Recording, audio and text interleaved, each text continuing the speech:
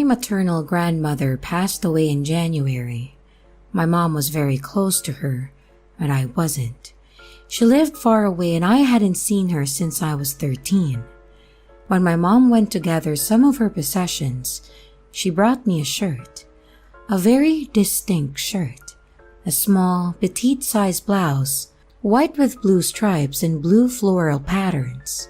Croft & Barrow brand, and I have had it in my possession for months. I was at my mom's house doing laundry yesterday, and I have 2 laundry baskets, a wicker small basket, and a large white hamper.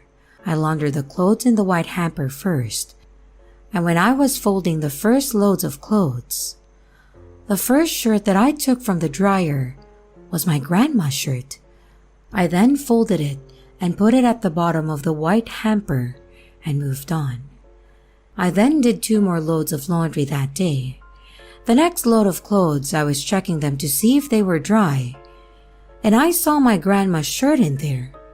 It's a very distinct shirt compared to the rest of my clothes, and I don't do a lot of stripes, and I don't own another blouse. I was confused because I thought that I had just folded it, but figured that I was being forgetful. But the tag looked different. The brand said something else, but I figured maybe I was misremembering the brand. I was then asking myself, did my mom put this shirt in here? Did she give me 2 similar shirts? So I restart the dryer and let them go longer. Then when it stops, I go and fold it, and I end up coming across my grandma's shirt with a weird feeling. I folded it and put it in the wicker basket. Today I'm putting away all my laundry, and I emptied the white hamper first, and at the bottom is my grandma's shirt, Croft & Barrow, S/P size, and at this point, I'm really confused. I move on to the wicker basket, no similar shirt in there whatsoever, and I just feel so weird and confused about it. What the hell happened? The day after she passed, I was very upset. I wanted to be alone, and so I went to a creek, and I ended up finding 10 heart-shaped rocks in one spot. But yeah, that's my story. Not super dramatic, but what do you all think?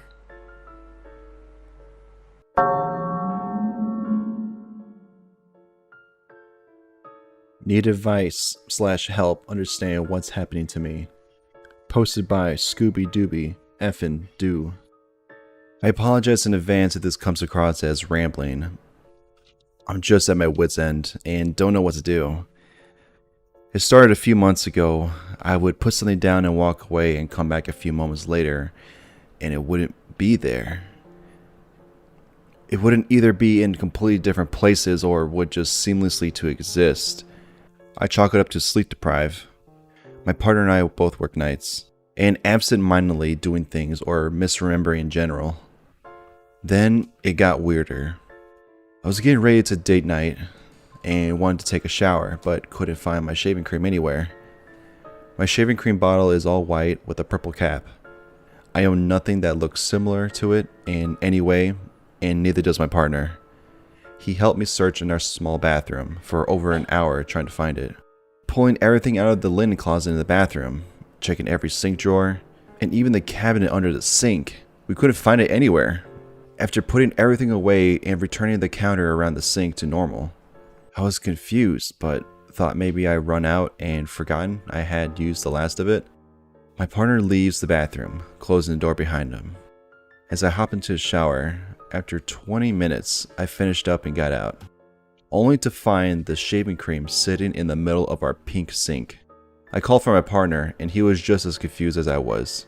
We argued a few minutes back because I thought he was just messing with me, but he was insistent he hasn't snuck back in during my shower to place it in the sink, and was genuinely upset I thought he would mess with me like that. I apologized and he moved on from it, but it still bothered me when I would think about it. Fast a month and on.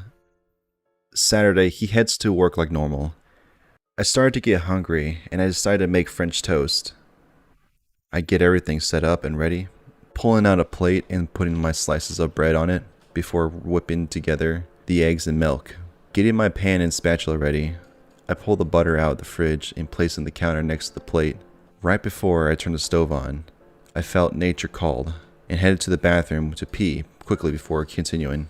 Our dog follows me and hangs out while I do my thing, and no more than 2 minutes later, I'm back in the kitchen, turning the stove on. I turn to grab the butter off the counter, and it is just gone. Not there. I try not to jump to conclusion. I checked the fridge 7 times, checked the cabinet. I had gone to grab it out, what I needed to make the French toast. I even checked the trash can to see if I had accidentally tossed it out when I got rid of the eggshells. No sign of the missing butter. The cat has never stolen anything off the counter, but I figured it was a more rational explanation than the butter ceasing to exist. I went to see if she had smuggled it off, and found her sleeping on the couch, butter-free. I know the dog couldn't have taken it because she was with me the entire time.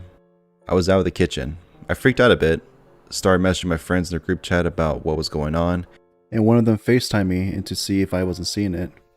I ended up having a panic attack for after 30 minutes of searching over this call with no sign of butter. We retraced every step I had taken, and even looked in the bathroom to see if I had brought it with me to pee. I cleaned up everything I had taken out and refused to go back to that kitchen after the fear of the butter reappearing somewhere. I had searched that my friend confirmed was butterless. It's been days now and I still haven't found the butter or even the wrapper to prove it existed. I tried to talk to my partner about it and he thought it was just carbon monoxide poisoning.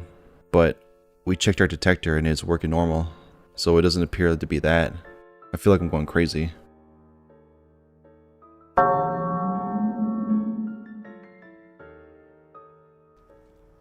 Supermarket Slip by U/Slow Motion Ocean. I've been doing Walmart pickups since the pandemic started. Well, last week, I went back to my old grocery store and was rung up at Register 1. This is the one by the cooler in front where they keep the convenience items like milk, energy drinks, coffee, and whatnot. I was glad to see my old friend Fat was there. Fat is a big guy who loves food and always talks to me about my purchases. This has been going on for several years, and he kinda looks like Fat Albert. And that day, he was wearing an N95 respirator. In fact, all the other employees were wearing N95 respirators, so I figured that it must be a store policy.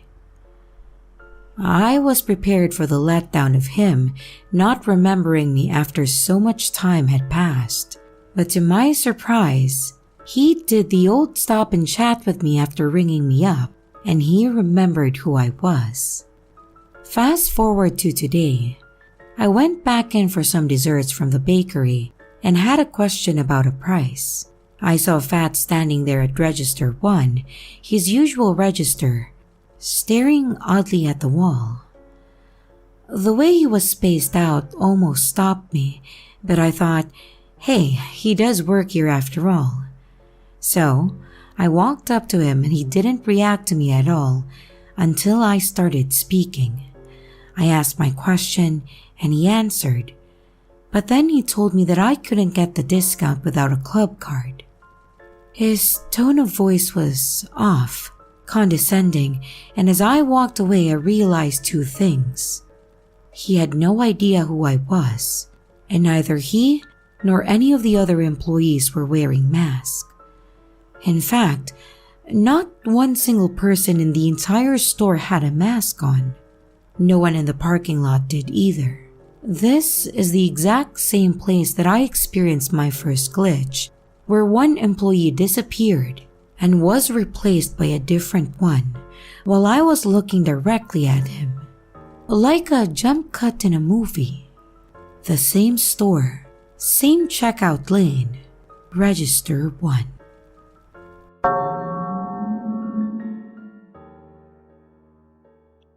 Red car in same parking spot suddenly, instantaneously turns blue upon pulling out.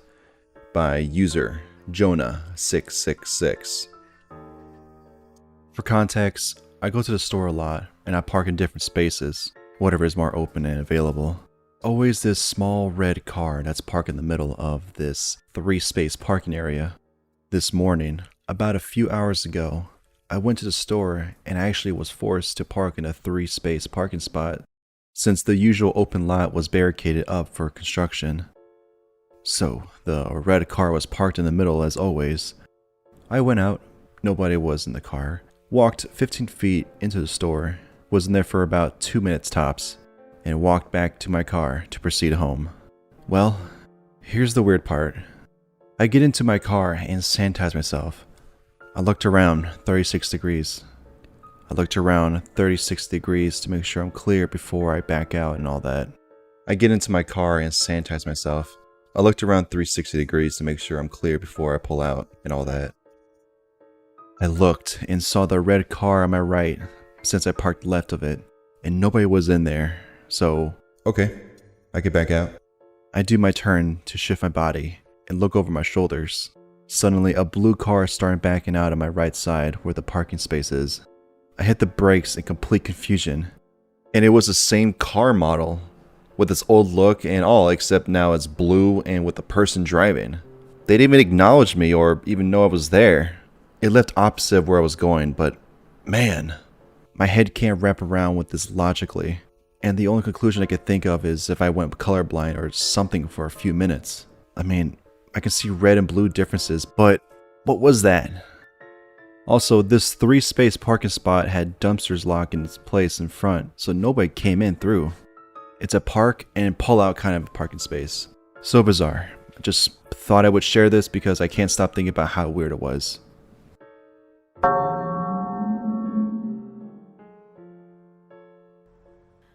I saw my dead father driving a car.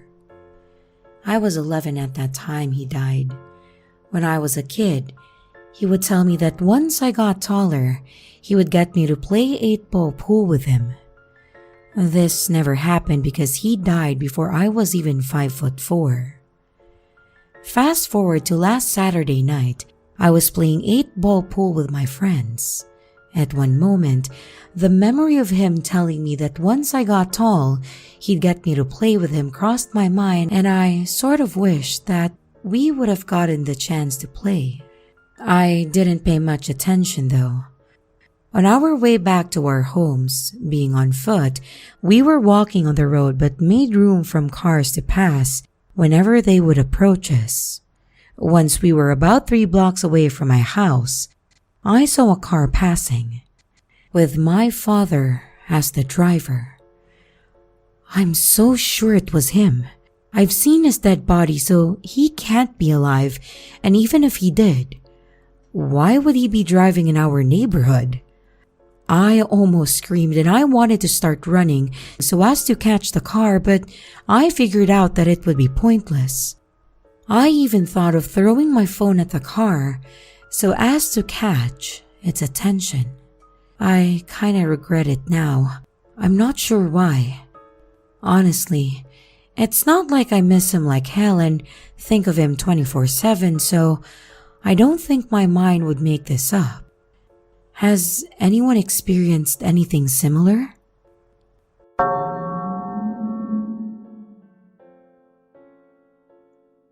Switch in the Matrix?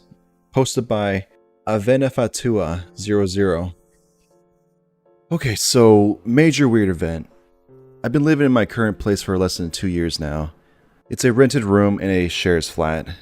I only share it with another guy and a friend of mine, and used to share it until 2 weeks ago with his cat as well, who suddenly passed away. The thing is, the light switch in my room was located outside my room, next to the door. I remember telling my friend about how annoying it was, and how it was weird that there was not another inside the room. Like, okay, one outside is acceptable only if you put another inside. But the bathroom and the kitchen work the same way. Just light switches outside those rooms, none to be found inside. So, as uncomfortable as it felt, it wasn't the only option working like that in the flat. I specifically had to add a couple of lamps inside my room in case I had to get some light without opening the door. Just in case I wanted to get some privacy, you know? So guess who's inside my room, looking at me like if I was an absolute imbecile? Yes, that's right, the light switch. And there is not an extra one, no.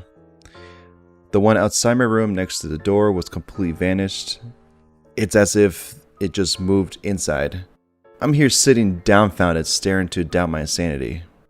What if I've been hallucinating for almost 2 years? But it cannot be, because I remember talking explicitly about this with my friend more than once, and establishing the whole 2 lamps business because of it. I have no words. Something feels terribly off. Like, it didn't frighten me or left me extremely distraught, but just this feeling of low blood pressure and like its general feeling of everything around my house right now. Have been checking all the switches and had left and entered the place a couple of times as well. Maybe somehow I've been mistaken all this time, but that just sounds more crazy in my opinion than a glitch.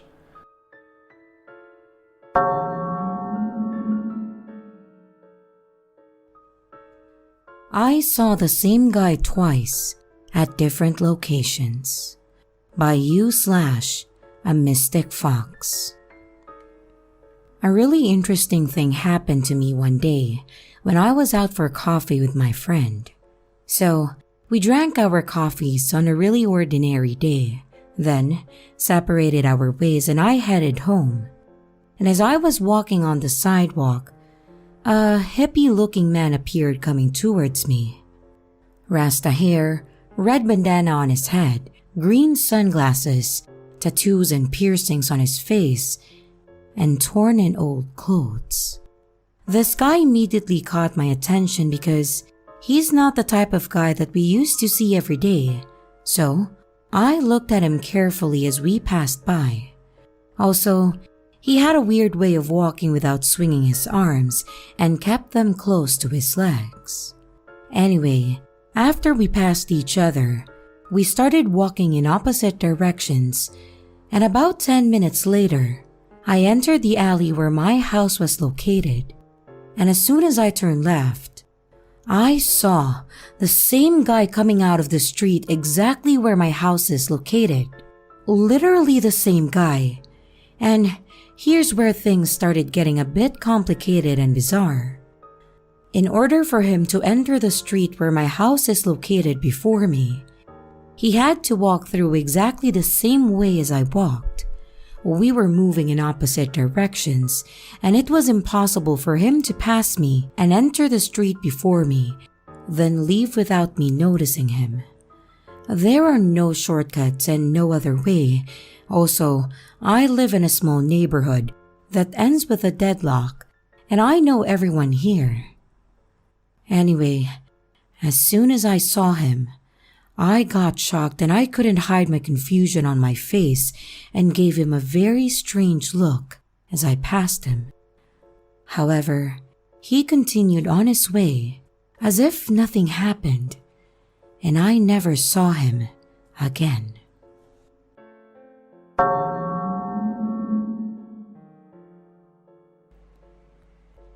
Sudden repeated matrix glitch experiences by you/Neptunema. This might be kind of long, but I just need to tell someone about this. There was one smallish event and one main event with a couple smaller ones in between that I won't bother mentioning. It all started one day when I had just gotten home from being out, and as I opened the door to my bedroom, my mom told me to do my laundry. She was in her room, which is directly opposite of mine in the same hallway. I went into my room, grabbed the laundry basket, and walked out of my room towards the stairs. She was still in her room behind me, and I walked straight downstairs, never seeing or hearing anyone going in front of me. When I got to the laundry room, my mom was already there. I got confused and asked her when she got there, and she was equally as confused. She said that she had been there for several minutes at this point, and I told her, "No, you were just upstairs and told me to bring my laundry down. That was like 30 seconds ago and you never went in front of me." and she told me that it had been 10 minutes since that happened. I had never been that confused in my life. Then, something even stranger happened. One morning, I was about to take a shower. I made a pile of clothes that I needed to put on after I got out and dried off. I stood by my bedroom door and placed a sports bra on top of the pile. I distinctly remember doing this. I then looked back to my room before leaving and glanced at my bed, which is on the opposite side of the room before leaving. Aside from the blanket, nothing was on except my phone. I remember internally commenting on how clean it looked. I then went into the bathroom and placed the pile of clothes on the counter beside the wall outlet and a few bottles of hairspray or dry shampoo. And as I was in the shower, I heard a sound as if someone had entered the bathroom. Our curtain has a see-through part on the top, so I took a peek. No one was there. Both of the doors were still closed and locked. I brushed it off and finished showering. When I got out, I noticed that something had come unplugged from the wall outlet and one of the cans had fallen over. Although it was strange, it wasn't very notable. However, when I tried getting dressed, the sports bra was nowhere to be found. I looked everywhere. After giving up, I was a little bit creeped out. I went back to my room to get a new one, and there it was, on top of my bed. There was no way that could have been there. I clearly remember bringing the bra with me, and I know that my bed had nothing but my phone on it before. These both happened within a span of 2 or 3 days, and it's honestly creeping me out.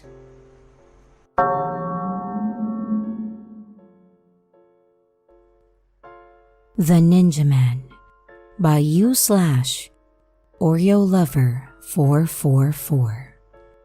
Cameron, Alex, and I just walked out of the boba shop after waiting in line for at least 30 minutes. As we sit there and sip on our little treat, I think to myself that there are so many people here, so many people gathered into just one larger size communal space. We already walked around and looked at all the different booths, so we decided to sit and watch the live music that was performing. It was just a knockoff Blue Man group, to be honest, just dudes beating on drums and trash cans. They weren't even that bad. They were putting on a great performance. Even if you could see sweat absolutely just dripping down their middle-aged faces and crew cuts. Cameron and I are very different from other people, and he and I are very different. We just love meeting new people and sparking up new conversations with anybody. We love anime, so usually, if we see a fellow dweeb, we like to stop and get their take on different animes. There was a man walking around with his girlfriend around our age that I have noticed a couple times after walking through all of the parks. In the middle of the loud banging and popping strawberry boba in my mouth, I see him walking towards our direction. And as I turn my head to talk to Cameron, I ponder why he hasn't brought him up already. I take my mouth away from my pokey straw and the words, "Dude, we gotta stop this ninja man." He then processes what I say and asks me, "What ninja man?" At this point, I have just been in a constant confusion for the past 60 seconds. As the ninja man makes a straight beeline towards us, I start to describe him. It's the Asian guy wearing ninja pants with a high ponytail walking right towards us. He starts to seek out my description and hasn't said anything about seeing him yet, and he just has this blank stare while he moves his head around like a chicken looking for this guy. I start to continue explaining who this guy was, and he is literally wearing all black in an 89-degree weather. Man, like, he's right there, as I point in the direction. Cameron has no clue what I'm talking about. As he starts to get closer, I may have raised my voice a little too much. I said, "He is wearing a Matrix shirt, bruh. Like he's right in front of us." He is still looking around as this ninja man walks past us. And this is when I started shouting numbers on a clock to interpret the direction he was going. I'm waving my hands in the air and he just starts to blend in with the crowd. I look at Cameron and Alex in just disbelief on how they did not see him. They both just gave me some shrugs and said that they dead-ass just didn't see him. This is when my fight or flight kicks in, and I tell the beautiful couple that we are going to track him down. They said that they were ready for the adventure, and we started walking down the path where the candle vendors were to follow him. The walk was dead silent the entire time, just 3 early 20s adults turning their heads as fast as they could to track down this anomaly. We receive all the great tropical, lavender, and musk scents, but we didn't receive closure to our mission. The ninja man was gone in the sunset, and my friends just shrugged their shoulders, and we started to walk back to meet up with our other friends. And when I took that first step, I felt unplugged.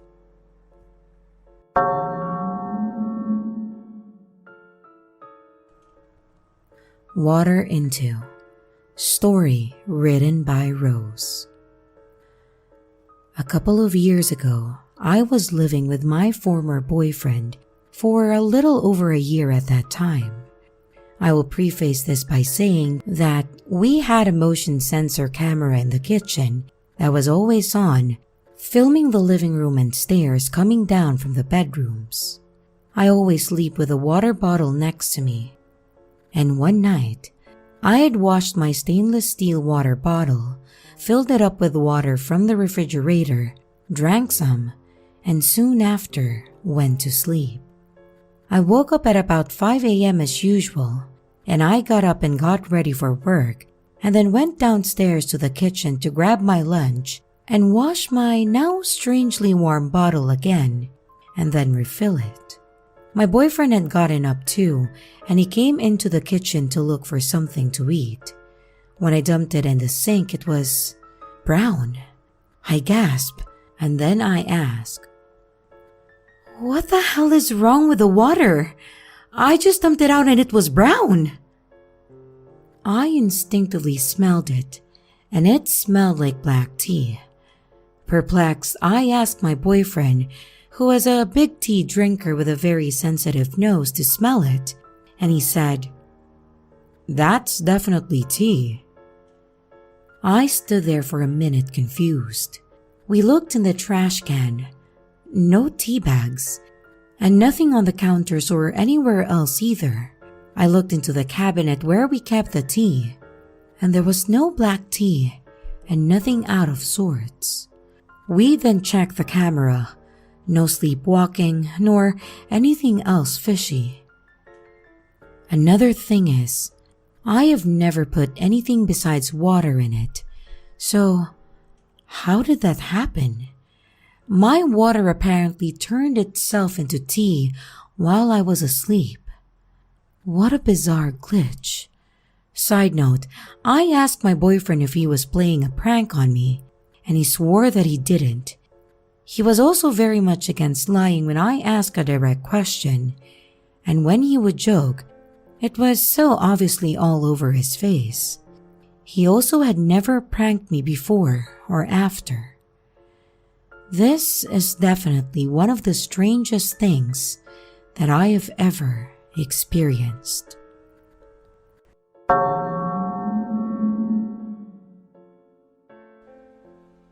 Story by you/almost jaded.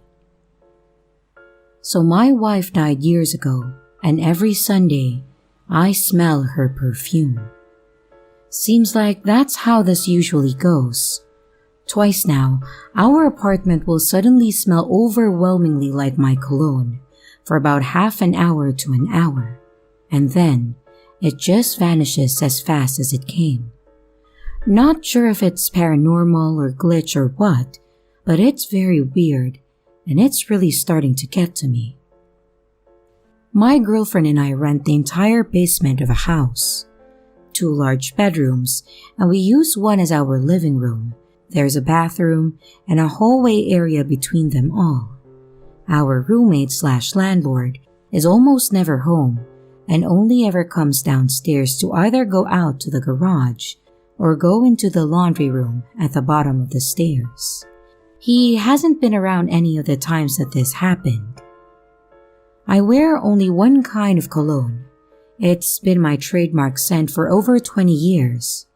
Givenchy Exerius Rouge, not exactly common, and a very distinct scent. After I got COVID, one of the unfortunate side effects was a minor change in my sense of taste and smell that seems to be permanent now. Very little change overall, but specifically, my favorite cologne now smells awful to me. Like it's rancid, and at one point, I bought a new bottle because I thought that the one that I had gone bad. But the new bottle smells the same. Everyone else around me says it's still the same scent, so I keep it around because the women in my life love it. But I hardly wear it anymore because to me, it smells awful now. And now I have a near empty bottle and a brand new bottle. The first time it happened, my girlfriend and I were both in the bedroom, the door open, and we're the only ones down here. Suddenly, there was a very strong smell. She says she didn't see me put cologne on, and I say that I didn't too. I get up, and it's much stronger in the hall and bathroom. The new bottle is on a dresser in the bedroom, but the old one is in the bathroom. Maybe it broke. I went to go and find it, and it's not broken, not wet, not leaking, not even a strong smell from the bottle itself. The smell is cloyingly strong in the hallway. I go grab the new bottle, completely intact, also no indication of leakage or use. We both comment on the weirdness, and then just as fast as it came on, it's gone. No more smell. It happened again just now today, and it's definitely my cologne. It smells strange and vaguely rancid to me and woodsy and sexy to her. No question that it's the Givenchy Exerius Rouge. It comes on strong and all at once. It's gone. It's much stronger in the hallway and bathroom, and it goes away just as fast after 30 to 45 minutes or so. So now that I write this, it's fading. I can't quite get my head around being haunted by my own ghost, so I really don't know what to make of this.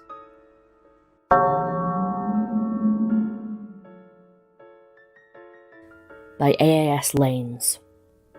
This happened back in March a couple months ago.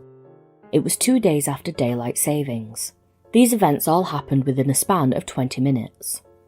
I would also like to preface that I had plenty of sleep that night. Every Tuesday and Thursday, I wake up at 6:30 AM for my commute to college an hour away.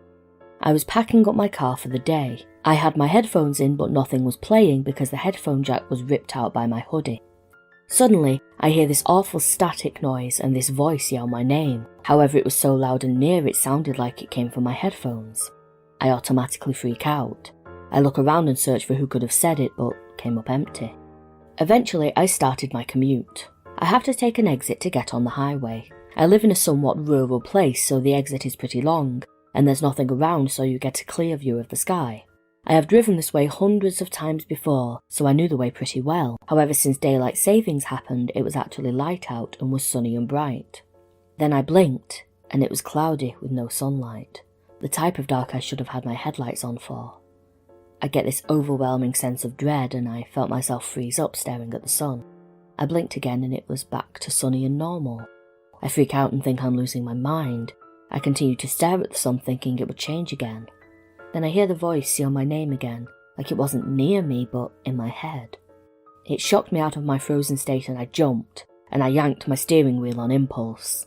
I lose control and I slide into the ditch. Someone was driving down my exit, which they shouldn't have been because it was one way. I was going at least 60 miles per hour, and I have no doubt the other car was too. I have no idea what this means. The change of sky distracted me and almost caused an accident, but the voice saved me, warned me? I still have no idea what this means.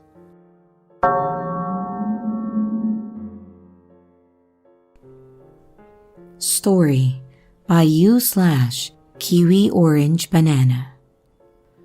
About 2 years ago, I was on holiday with a few friends. We were staying at a seaside cottage with one of my friend's family. One night, us friends went out for dinner and then planned to come back to the cottage to meet the family to have some drinks and play cards. We arrived back to the cottage, and nothing seemed particularly out of the ordinary. There was a large enough sitting room, and the entire group of 8 were seated on different seats or standing around the room. We were discussing dinner and talking about the food, all very relaxed and comfortable. Myself and my friend were sat on a one-seat sofa at the very edge of the room. It's here when we both noticed what initially looked to be a spider hanging from a web.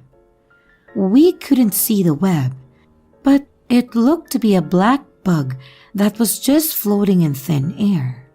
So, we assumed it was a spider. I don't particularly like spiders, and I began floating the air around the spider so that it would climb up its web. It didn't move, not even a little bit. So instead, I tried to slice the air above and around the spider, aiming to get the web and perhaps move the spider to a different location while it's holding its web. This is when we realized that there was no web. Nothing was holding the spider in place. We looked at each other confused, and even though I am afraid of spiders, I reached out and touched the little spider-looking black mass that was still floating in the same spot and moving. I would never normally touch bugs, but at this stage, I was tripping, a bit confused. And once I touched this black bug, it started flying. It was a fly, not a spider, and this fly was suspended in the air, wings not moving, stuck. My friend and I remember this so clearly, as by the law of physics, how can a fly be still in the air without moving? It's something that we could never explain. Around that time, I saw TikTok glitches, other objects and things suspended in the air, and I am sure that this is the case for this unflying fly. Does anybody have any idea what it could have been?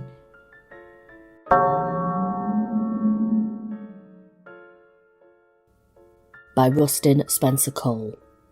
When I was 23, turning 24, in my neighbourhood there was this white Ford LTD made in the 70s parked beside a house on one of the streets all the time. I walked by it frequently as I went for my daily walks in the neighbourhood. One night I was walking to work. I worked at a restaurant as a server at around midnight, and I saw the white Ford LTD 70s style car driving slowly ahead in the neighbourhood along a row of houses. Behind it was a police car. As I turned around the corner onto this street in the neighbourhood, watching this white car with neon blue high beams, I experienced it flash its lights burning into my eyes. Suddenly, as the light just disappeared, the car had completely vanished, and only the police car was there, moving forward. I looked at the cop car and wanted to go up to the officer and ask him where the car went, but I was worried he'd think I'm nuts and high on something and possibly arrest me. Days later, I was still unable to process what happened, and I didn't want to think about it because I could not explain it. I do not do drugs, except marijuana 5 times between 15 and 18, and I do not drink except once or twice a year and never get drunk. I don't have schizophrenia or see things. I try not to think about it. Perhaps it was a hallucination, but I've never hallucinated before. The only thing I could say was that it was a phantom car or time traveller, or perhaps a glitch in the simulation if we're talking about the paranormal. Funny thing is, here's the kicker, that white car that always parked there beside the house, I've never seen it ever again during my daily walks around the neighbourhood. Another more modern car is now parked there. I just try not to think about it.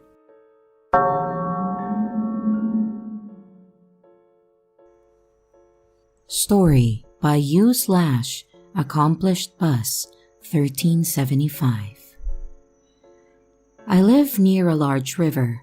There are 2 docks on either side of a boat ramp and a park with picnic tables. A few days ago, it was sunny and cool, and I went out to look at the water. The day was picturesque with one cute little blue and white sailboat about 30 feet from the dock. A few other people were at the park watching the boat and the calm waters. I readied my phone, looked through the phone camera lens, and the boat vanished. My eyes saw a boat, but my camera would not pick it up. I was shocked and kind of mad. The boat was in plain sight and I assumed everybody else could see it.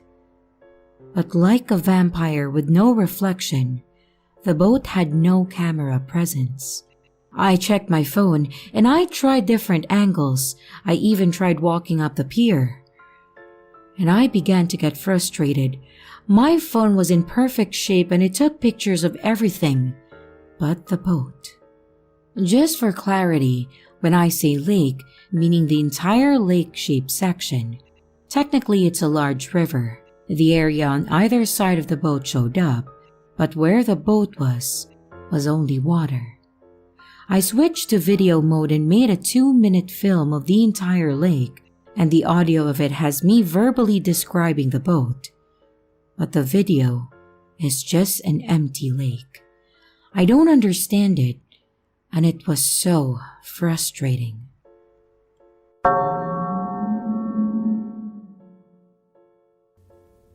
By Konosu. This is going to be a short one, but this occurrence happened about I'd say 6 or 7 months ago while I was heading home from a family vacation. We stopped at a rest area somewhere in Alabama to let our dogs out and to head to the bathroom ourselves, and I was left in charge of the dogs while everyone else went in, so when my turn came around, I walked or ran in pretty fast. This is when I first spotted the disappearing man.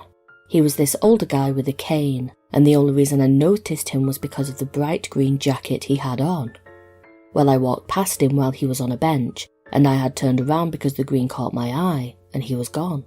Sure, he could have gotten up fast, maybe he was just a fast old dude I didn't know, so I headed in and used the bathroom. So when I finish in the bathroom, I'm walking out and I see the same guy walking in front of me out the doors. I look down at my phone and when I look up, the guy is gone. I sped up and looked out the doors left and right to see if I could spot him, but he was completely gone out of nowhere. One of the weirdest experiences I've had, really. It may not seem like much, but it was quite odd.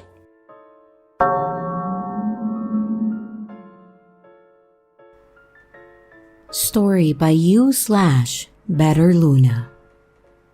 My mom and I love to go camping. We usually go with her best friend, Rosie. That's a fake name.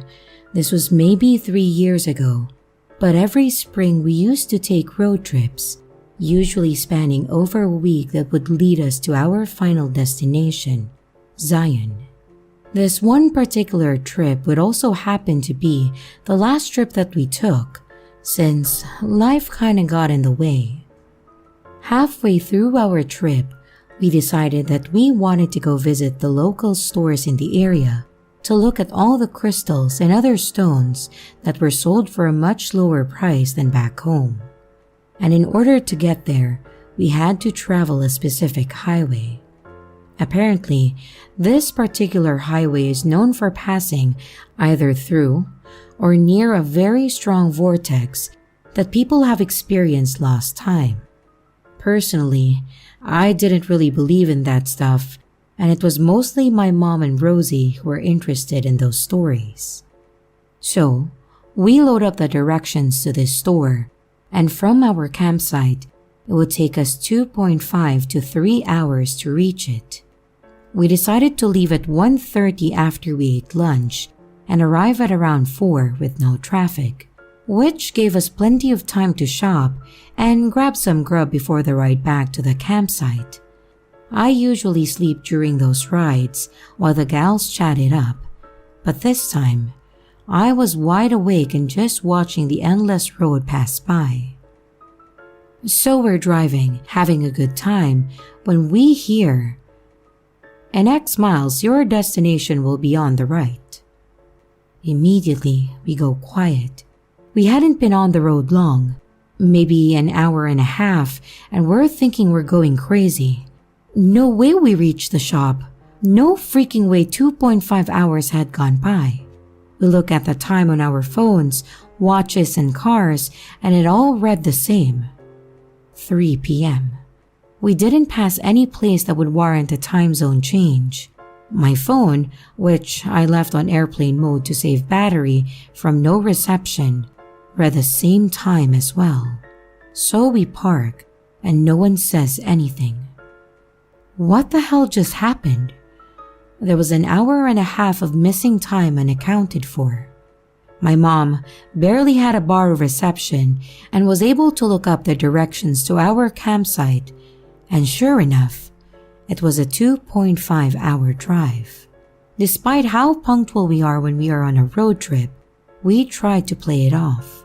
Oh, maybe we misread when we left and we left earlier than we thought. But we each sent messages that were time-stamped around the same time of departure at 1:30. We are really freaked out, so we just try to ignore what just happened and go to the shop and continue what we planned for that day. When it's time to go home, we grab some food and load up the directions, and we paid very close attention to the time we left. We take the same highway, same directions, in the same road conditions back to the campsite, and sure enough, it took us 2.5 hours to get back. We ended up going back to that store before driving back home, and it took us 2.5 hours to get there. We still don't know what happened in the hour and a half that we lost.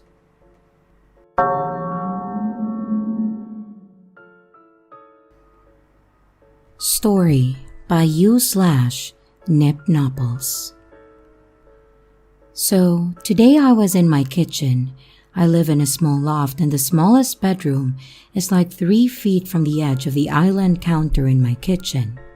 I saw my 2-year-old walk from down the hallway, where I had last seen her, and into my daughter's room.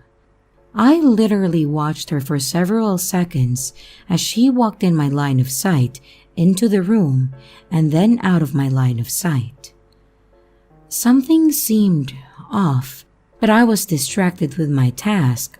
I just immediately told my 13-year-old, "Hey, toddler in your room," so she could check it out. My 13-year-old was in the living room, which is joined to the kitchen area, so it didn't take but 20 seconds for her to get into her bedroom. She was like, toddler isn't in here." So we checked together, and the toddler was in her little bed that's in my room at the end of the hall, just vibing. But then it hit me. What was wrong? Toddler was wearing a pink footless zip-up sleeper today, and when I saw her, she was wearing a teal blue sleeper with popsicle print that she wears often. Being distracted, it didn't really click. Also, weirdly enough, she's a heavy walker. And when I saw her a minute before, she made no sound, which is probably why I noticed something was off. She also seemed like her being was slightly muted color-wise, and it seemed like a soft image, almost normal, but slightly faded like a camera filter. Enough for me to notice that something was weird, but not instantly notice what, while I was distracted. This was broad daylight, by the way, and I wasn't seeing things wrong. I even saw her smile a little. I saw her clearly, but it wasn't her. I've got no idea what to do with this, and I have no history of hallucinations and etc. I'm not having a mental breakdown, nor am I sleep deprived. Everything else is mostly normal. However, this event did remind me that 3 or so weeks ago, my 13-year-old was home alone and that she heard my toddler giggle in the living room, even though we weren't home. Not many kids live in my building, but a few do, so I brushed it off as her mistaking someone in the hall for my kiddo. But now, I'm not so sure.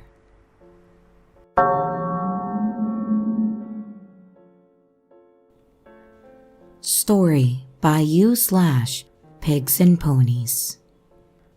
My partner, my 1-year-old, and I were in the kitchen eating our dinner this evening, and my partner and I got onto the topic of strange events that have happened in our lives. My partner mentioned having a dream 4 years ago where he saw a kitchen and a child that he didn't recognize. And at that time, he thought it was his niece, but had déjà vu tonight and realized that it was our child and kitchen. And we were discussing how odd that was. I then said how I felt there's definitely unexplainable things out there and mentioned odd occurrences in my job as a nurse with dying patients and also in my old job working in a medieval museum, where me and other staff saw weird things in the corner of our eyes. It had even been visited by multiple mediums who all felt that the museum was haunted. My partner then said that he wondered if those occurrences happened to certain people and if some were more receptive than others. But as he said this, a pound coin flew over him and landed on the floor between us. It stinks of mold and is a fairly recent coin. There was nowhere it could have fallen from, and neither of us had knocked anything that it could have come off.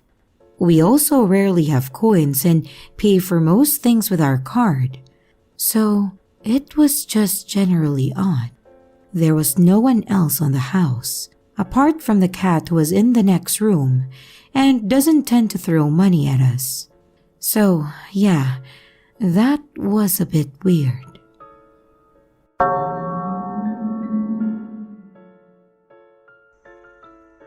Story by you/That Click Candy. Okay, now me and my sister write what we call stories. It's our getaway from our actual life. We make up characters and write them going on little adventures. Sometimes, if some drama is happening in our life, we put ourselves into certain stories and make us live out our dream life with our family. It all seemed well and good until we started making things happen. For instance, we are not psychopaths by any mean, but we do like to make it interesting. So in the story in, I think 2011, we made our aunt and uncle get into a car accident. Fast forward to 2021, and they get into a car accident. That's a one-off, we thought. But then, it got weirder. We were trying to figure out a guy that we could possibly let our cousin be with that we made up in a story. So, we just looked at each other and said, let's name the guy Josh. Fast forward a couple of years. Lo and behold, she gets with a Josh. We know it doesn't snow or have any snowstorms or blizzards here in Texas, so we thought it would be funny and interesting to put a snowstorm/blizzard into our stories with us in Texas because, it wouldn't really do that in Texas, right? Wrong. February 2021, the Great Texas Snowstorm Apocalypse happens. Then some people that we break up in the stories break up in real life, even though their real-life relationships were going so well. But we did it in our stories to make it seem interesting. Am I going crazy? Am I looking too much into this? Again, me and my sister are not insane by any means. Everyone in our family knows we do it and even tells us to be careful in what we put in our stories now. I can't tell if they're joking or if they're being serious. This originally and still is a way for me and my sister to escape the drama that is going on in our life. It's a lot of fun, but I almost feel scared to make anything dramatic happen anymore.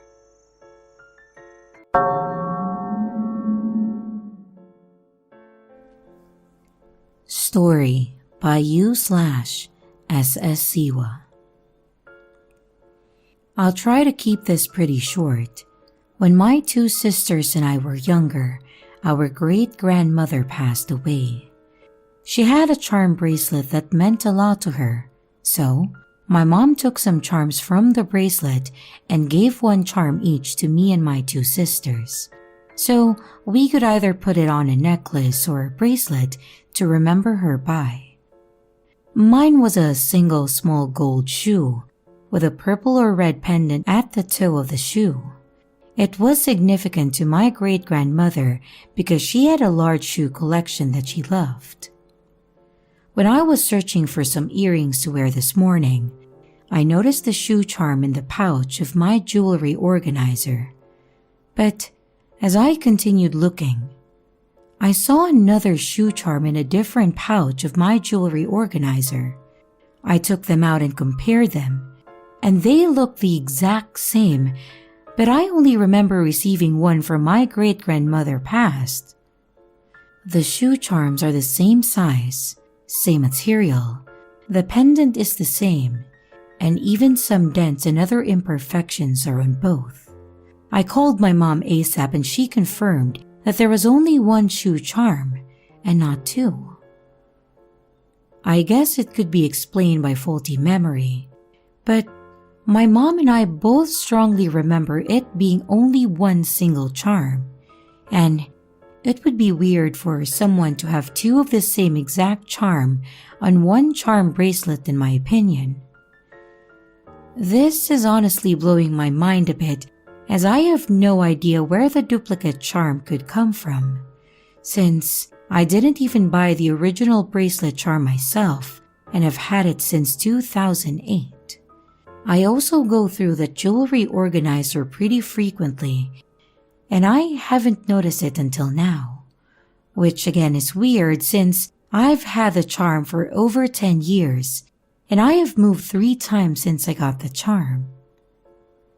I have a bunch of comparison photos to confirm that I am not going crazy.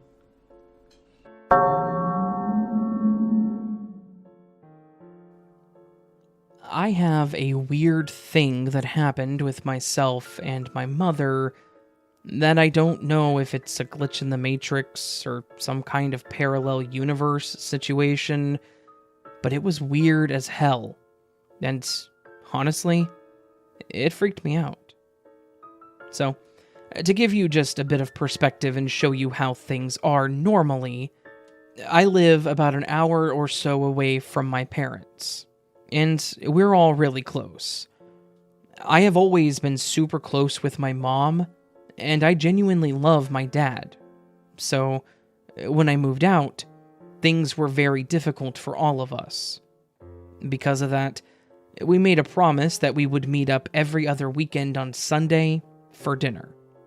That way, we got to see each other on a regular basis, but it wasn't too intrusive, and no one had to drive too much to make it work. Of course, it was always me driving to their place, so it was more to help me not have to spend too much on gas. Now, there have been very few instances where I was unable to make it, or had an issue that would prevent me from driving over to their place, and if that happened, we would either put it off a week, or they would come over to my place. Usually, we would just push it off to the next week, but they had been over once or twice. On these days, I would always leave at 1 in the afternoon to be there around 2, and I would stay until around 10. Basically spending all afternoon and evening with them. If I was running late, I would always call them to let them know, or if we had to cancel, I would call them. Alright, so that all out there, there was what I guess you would call an event that happened during one of our weekends last year that was really, really weird. It was in October, because it was starting to get cooler, but it wasn't yet snowing. On this particular weekend, that Sunday to be exact, I was leaving the grocery store and had somehow managed to get a large roofing nail in my tire. Not sure how, but that's not really important. I just got home and saw that there was a decent-sized nail in the side of the tire. I did the whole check thing with soapy water, and sure enough, it was bubbling. So, not only was there a nail, it was leaking air. Because of where the nail was, I wasn't willing to drive and have it potentially cause a blowout. So, I called my mom's cell phone to let her know that I wasn't going to make it. Strangely enough, she didn't answer. I figured that she was probably busy, so I called my dad, and he also did not answer. At this point, I was a little bit confused. But again, they're adults. They aren't always glued to their phones, so I assumed that they were just really busy with something else. I called my mom's phone one more time, and I decided to leave a voicemail. I remember what I said in this voicemail verbatim. And yes, that is actually important to this event. I said, "Hey Mom, I wanted to call and let you guys know that we're gonna have to cancel this weekend. I have a nail in my tire. I'm gonna take it in this week, so we can just meet up next Sunday instead." I said those exact words, and I know that was what I said, because it's what happened. After that, I went about my business, made myself dinner, did some work, and then went to bed. Cue the next morning, where all hell had seemingly broken loose. I woke up to multiple texts and missed calls from my mother, but all of them were from that morning, around 5 or 6 in the morning. I immediately called my mom to check in, thinking that something had happened, and she asked me if I was okay. I told her I was fine, and I asked her what was going on. She then asked me why I never showed up last night, and why I hadn't been answering my phone. I told her that I never got a call from her last night, and then I mentioned the voicemail that I left for her asking if she got it. That's when it got weird. She said, "The voicemail you left saying you were running late?" I was a bit confused, but then said, "No, the voicemail where I said I wasn't going to make it at all, because there was a nail in my tire." We went back and forth on this for a while, but really weren't getting anywhere. So, I asked her if she and Dad wanted to drive up for lunch or something, since I was going to take that day off, to which she agreed. They drove up, we went to get food, and then I decided to ask about what was going on that previous night, and I was blown away by what she said. My mom said that at around 11 that morning, she had gotten a voicemail from me that said I was running late, and that I said I would be there around 4 instead of 2. She said that she tried to call me back, but my phone was going straight to voicemail, so she left me a message and then also sent me a text saying that it was okay. 4 o'clock rolled around, and they were concerned. So they tried calling me again, and once more my phone was going straight to voicemail. They had both tried calling and texting me multiple times, but I apparently was not responding to them. She said that they then called my brother, who lives around 15 minutes or so north of me, and asked him to come by and check on me. He claims that he got here and the lights were off, and that no one answered the door. They said that they had been trying to get a hold of me all night, and had even been calling hospitals and police stations to see if I had been arrested or gotten into an accident. She even showed me her voicemail, and had me listen to it. But it was the weirdest thing, because while I could hear my voice saying I'm running late, it sounded choppy, like it was fading in and out. They showed me all of the outgoing calls and the texts that they sent, and even the timestamp of when they called my brother. Based on this, he showed up at my house around 7 that night, when I was just sitting on my couch and watching Netflix, and eating some leftover spaghetti that I had made. I was seriously confused and conflicted. I told them that I had called, and then said that I had said I wasn't going to be there because of the nail in my tire, and I told them that I was home the entire night. Basically, my night was the polar opposite of what they said happened. I was home. No one ever showed up at my door. It wasn't like my brother went to the wrong place. He comes over all the time and he definitely knows where I live. So, that's my one weird thing that happened to me in my life. And my one experience with parallel universes or matrix glitches or whatever. I lived one night and left a specific message, but for some reason the wires of reality got crossed, and I was stuck in one reality while they were in a completely different one. I have no logical explanation for this, and if anyone does have any ideas, I would appreciate it.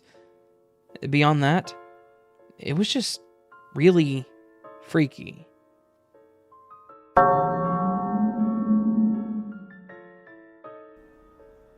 Story by u/user01980. A little bit of a backstory about my mom. My mom had always been spiritual and religious. She says she is a part of God's light. But I don't believe any of that. I'm a hardcore atheist. I just think that she found a way to hack the simulation without even realizing it. So my mom always says a prayer when she loses something, and she would miraculously find the thing she lost in the most unexpected places. She even says the prayer for other people when they lose something. Literally one time, she said the prayer to one of her friends who lost their earrings in the sink. She watched the earrings fall into the sink, and after asking my mom to say the prayer, she found them on the floor of her living room. But that's only one of what my mom does.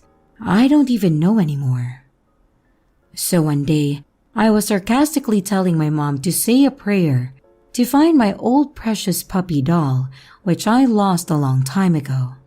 She literally said, "I'm afraid that you will go insane after finding it there, in a completely different country, and you won't be able to handle it." At that time, I was moving to another country, so I was like, yeah, right. So, I moved to another country, and guess what I found? Not the puppy doll, unfortunately, but I found a hair clipper that I lost almost 2 years ago.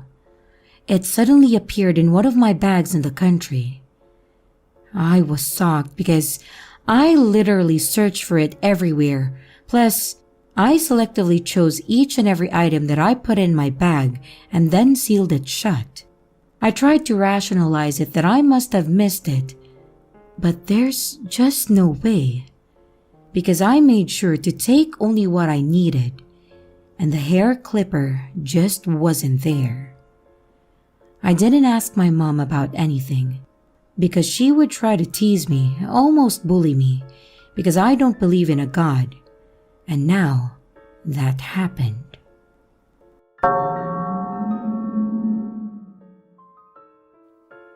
I have what I consider to be the dumbest glitch in the world, and it's also one of the most annoying things that I have ever had to deal with, because it forced me to completely rearrange parts of my room.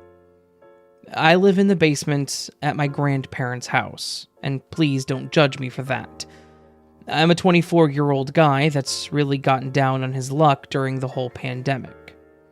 I do have a girlfriend, and we are planning on getting a place of our own, but 2020 messed up a lot of things for a lot of people, including myself, and the place I was working for actually ended up having to shut down for various reasons during COVID. I'm actually beyond grateful that my grandparents decided that they didn't mind me moving into the basement for a few years while I tried to get things back in order. And they are starting to look up, so that's good, but not really relevant. Anyways, I live in the basement, and my room is situated as such. There is a door at the bottom of the stairs that opens inward, and in front of that is the closet. To the right is a concrete wall, and in the left corner by the wall where the door is, I have my bed, and my TV is on the opposite side.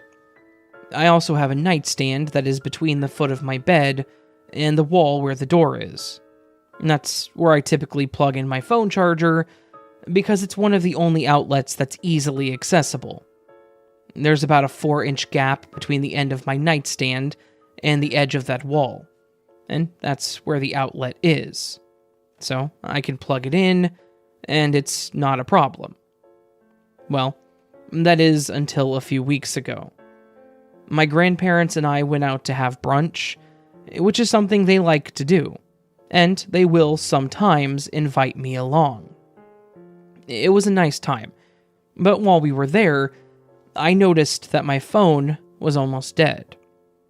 I must have made a face because my grandpa asked me if everything was alright, and I just said, yeah, my phone just didn't charge overnight for some reason.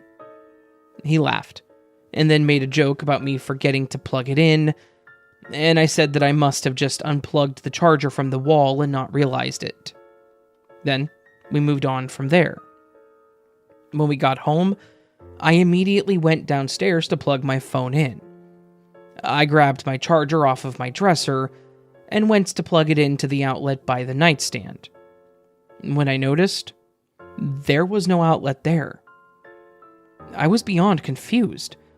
I was literally just standing there on my knees and staring at a wall where there used to be an outlet. And there was no outlet. I always plugged my phone into this spot on the wall. I know this because it was in a perfect location for me to do so. And then I would put the phone on the nightstand and that was that. But now there's no outlet at all. I started looking around at the wall around where the outlet used to be, and there's now an outlet on the other side in the corner that is blocked by my nightstand. There is literally no way for me to plug my phone in there and have the nightstand where it is. The plug wouldn't even fit in the gap that's there, and if it did, it would bend the hell out of the cable. I know it's dumb, like I said, but it's the weirdest thing that has ever happened to me. This outlet literally shifted spots on my wall on a random Sunday. Because of this, I ended up having to completely rearrange how I had my rooms set up, so that I could better utilize the plugs. I did ask my grandparents, but they both said that they couldn't remember the outlet layout of my rooms, so they were no help. Either way, that was my glitch. It was just a random day where an outlet decided it wanted to hide in the corner instead of where it once was, and then forced me to move everything so I could use it. It was incredibly annoying, but I guess it just is what it is.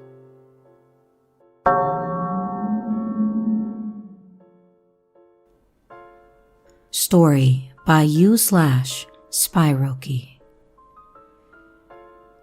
Sometime in 2020, I think around March, before the UK lockdown, me and my cousin were playing Tekken 7 on my Xbox. Out of nowhere, the game crashes and goes back to the Xbox home, and so I thought, oh, must have been a little malfunction. I click on the icon to start playing again, and a message that says, "Enter a disc to play this game," pops up.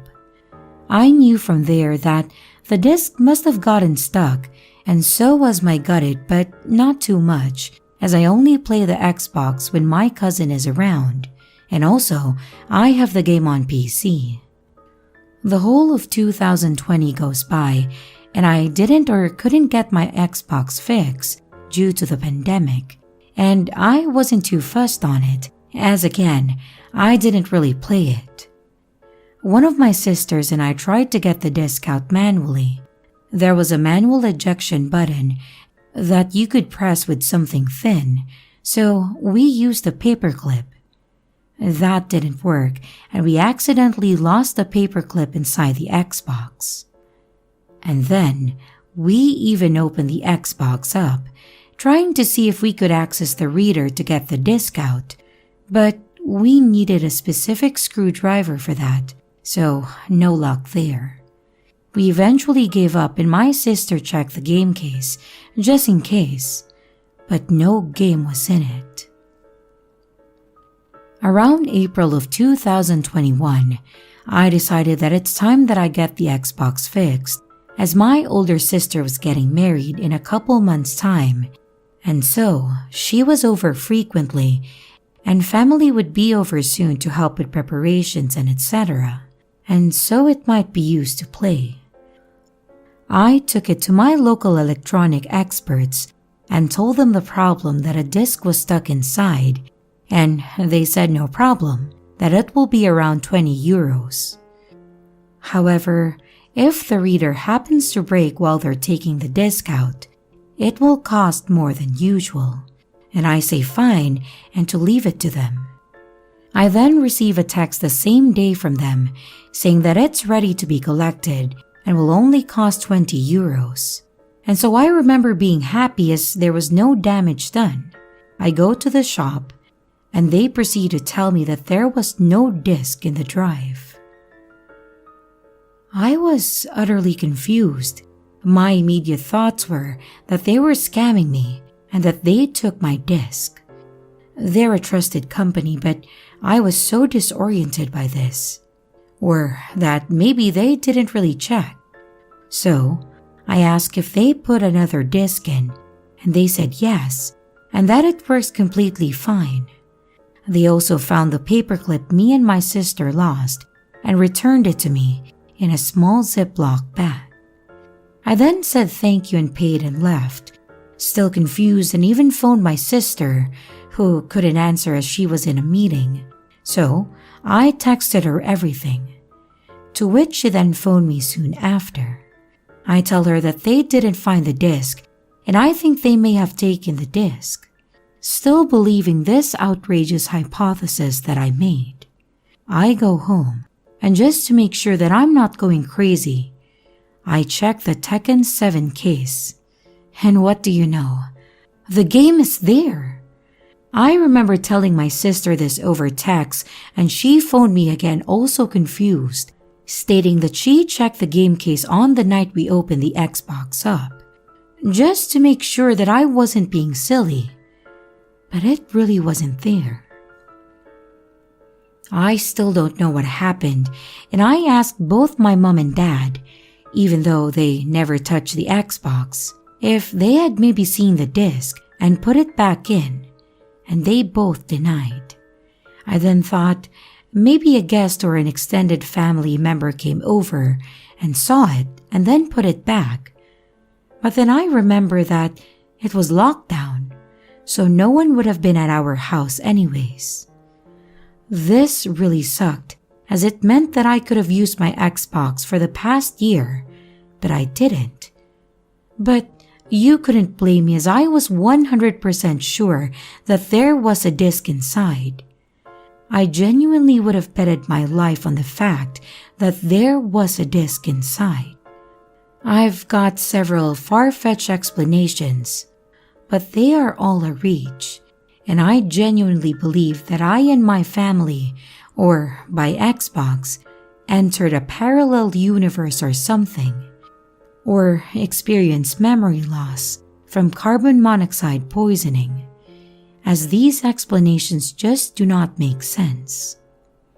Explanation 1, which is the most realistic one.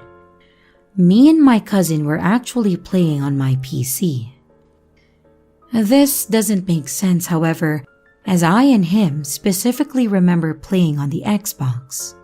We also always play on the Xbox when he's here anyways, as it's much easier than getting my laptop out, then plugging the HDMI in, etc. And also, I remember the message about entering a disc coming up. Explanation 2, which is very far-fetched, that after a while, out of autopilot, I maybe saw the disc ejected and put it back in the case but forgot. This obviously doesn't make sense, as I would have remembered something like this, even if it was autopilot, due to the seriousness of the situation, which is my Xbox potentially being broken. Also, I remember my sister opening the game case and seeing no game in there. She also opened the other game cases just in case. I am not here for an explanation, but just to share my story, although if you have one, I would love to hear it.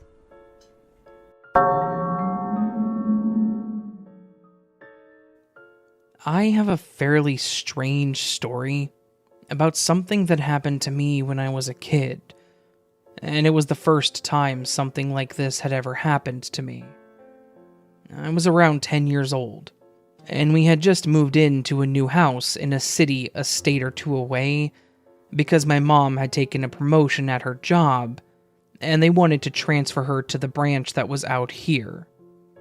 Obviously, I was a bit devastated as I had to leave the school that I'd been attending for most of my childhood, as well as leave behind my 2 friends that I'd known since I was a baby.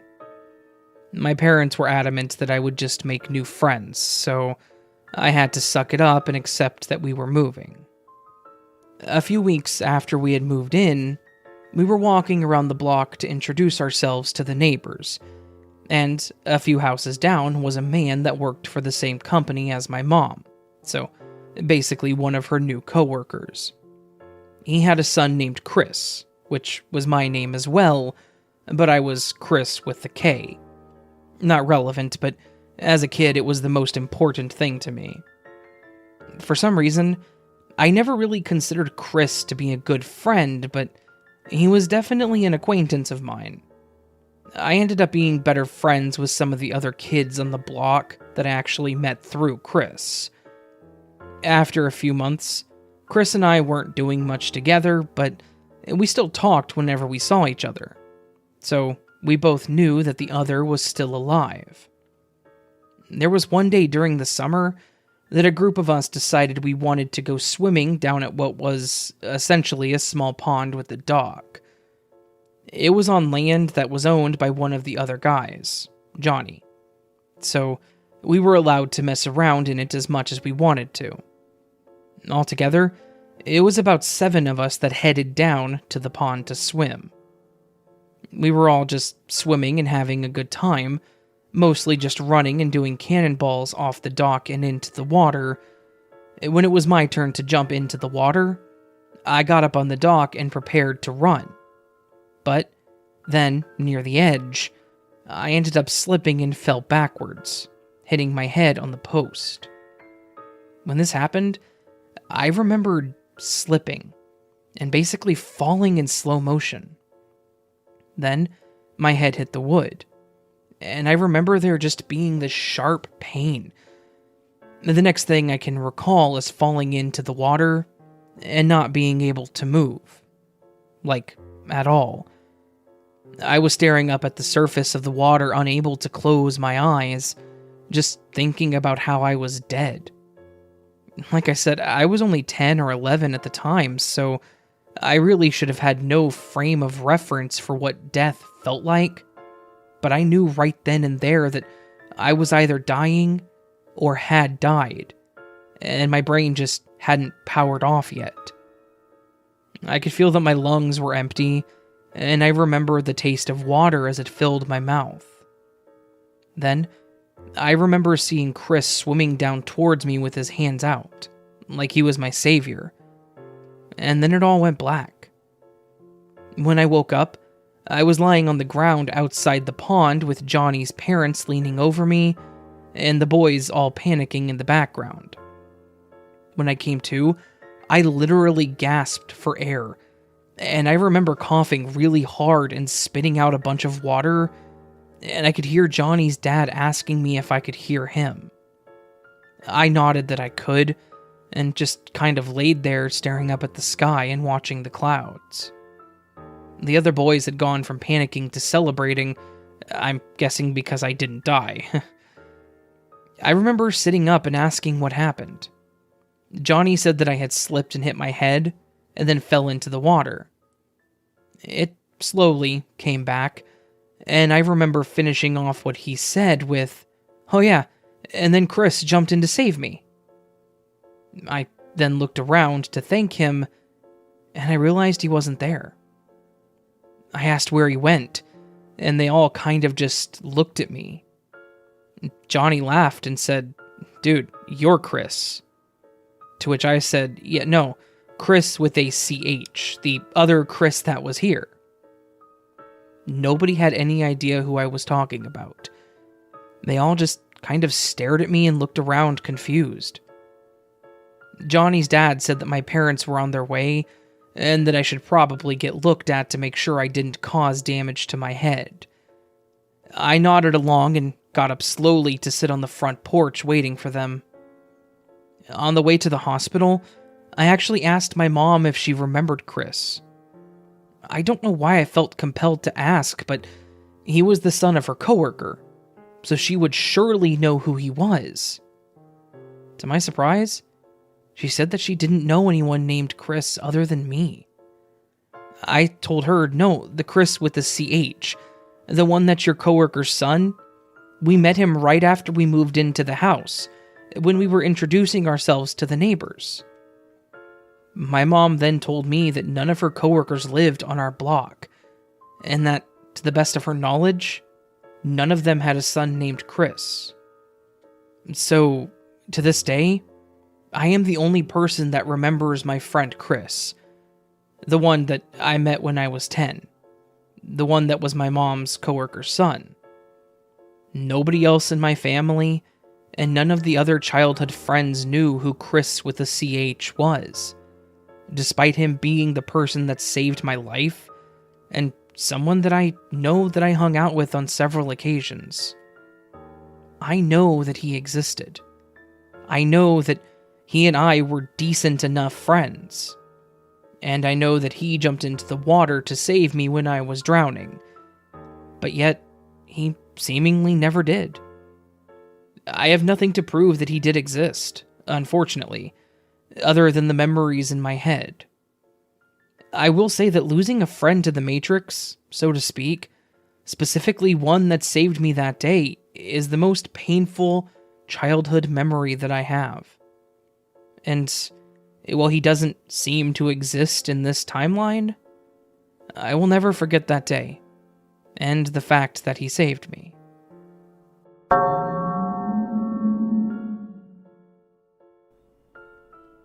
Story by u/Ola0513. This just happened an hour ago.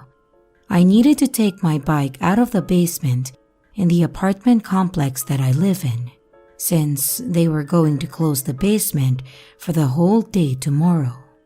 I left my apartment, went down to the basement, and grabbed the keys to my bike lock, unlocked my bicycle, and put the key inside my bike lock that I put in my bike basket. That way, I can't accidentally drop the keys. I then got out of the basement, drove my bike up towards the stands, and looked for a place to park it. I see a parking spot and chose to park my bike there.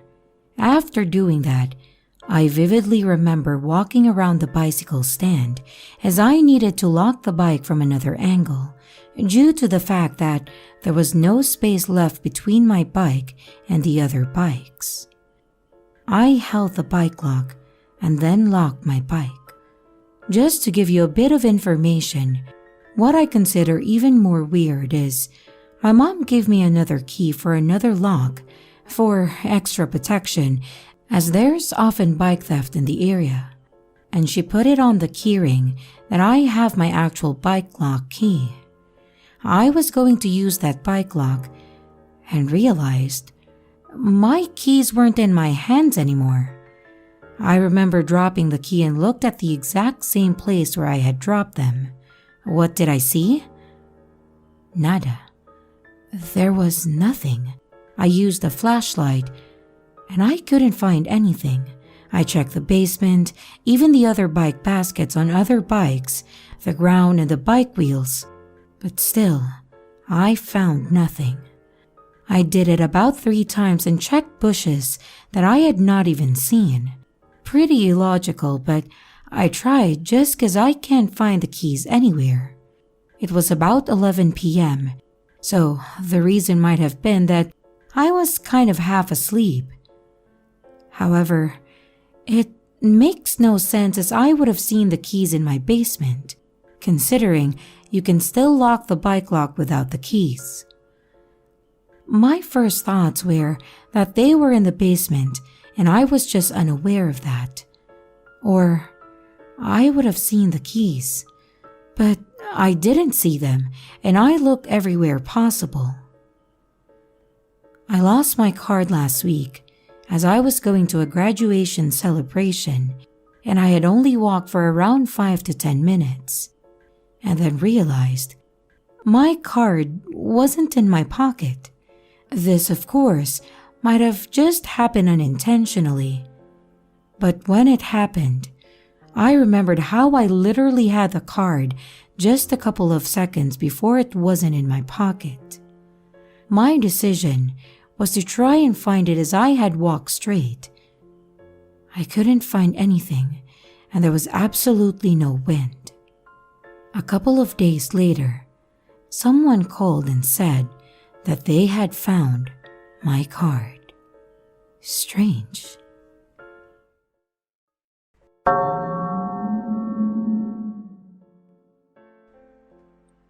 Story by U/MDevi75. This is kind of silly, but I still think about it frequently and try to figure out what happened. I was living in a 2-story house with my family and I was putting my contacts in for the day. As anyone who's had to use contacts knows, sometimes they fall off your finger before they get in your eye. Well, my contact fell off my finger, and 9 times out of 10, I'll find it in the sink or the counter by the sink. I looked for it in the sink and the counter, even the floor. And when I couldn't find it, I searched my clothes and branched out to places that I didn't think it could possibly be. I searched for at least 30 minutes in that bathroom, which was not that big.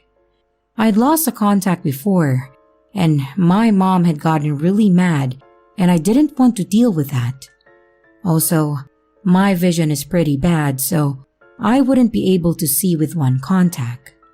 I was also in the bathroom alone and had the door locked, so no one could get in. Nobody came in and I wouldn't have let them because I was afraid it was on the floor and that they would step on it and I would lose it forever. After a thorough search, I finally gave up and hoped fresh eyes later would find it. I walked down the stairs and went about my other business. A little while later, my younger cousin got up. He never went upstairs because only his sister and I had bedrooms up there. He was about 6, so he was just running around in the living room and kitchen while I complained about losing my contact. He came over to me and we talked a little. Then I stood up to go look for my contact again. And then I happened to look down at his curly hair and noticed something stuck in it. Well, you can probably guess. It was my contacts. I could not believe it. I have no idea how it fell in the upstairs bathroom and ended up downstairs in my little cousin's hair. Nobody in the house could explain how or why that happened.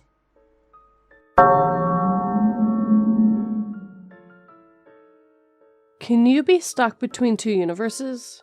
By Reception Extension 82. I went for a hike a couple of days ago, and I think I may have shifted or I'm in between two realities since. Think the shift happened in the woods. Swore I saw my sister's dog run over the hill in the distance and not come back, so I'm calling for her. My sister and dad ask me what I'm doing. The dog is right in front of us and always has been. I tell them what I saw and we laugh it off, that I saw what happened in another reality. But nothing has been the same since. Like, my mom has been extra different to me. I'm visiting for a week. I live in a different state than my hometown. I asked for cupcakes and she, for the first time ever, got dairy-free ones for me. I have been dairy-free for 8 years. Washed a towel and bedding for me with fragrance-free detergent. I've been using fragrance-free for 8 years, etc. My niece has been clingy to me, like crying that I'm leaving, which the last few times I visited, she was just like, okay, bye. So besides everything feeling different since the hike in the woods, I saw a bug in my bedroom on the radiator. I went to pick it up with a random bottle, and I swear to God, the minute the bottle touched the bug disappeared. That's why I'm wondering if I'm stuck or transitioning or something where I'm seeing parts of one universe while being in another. Is this possible? I know, it seems crazy. Is there any way to know? Anything I should worry about?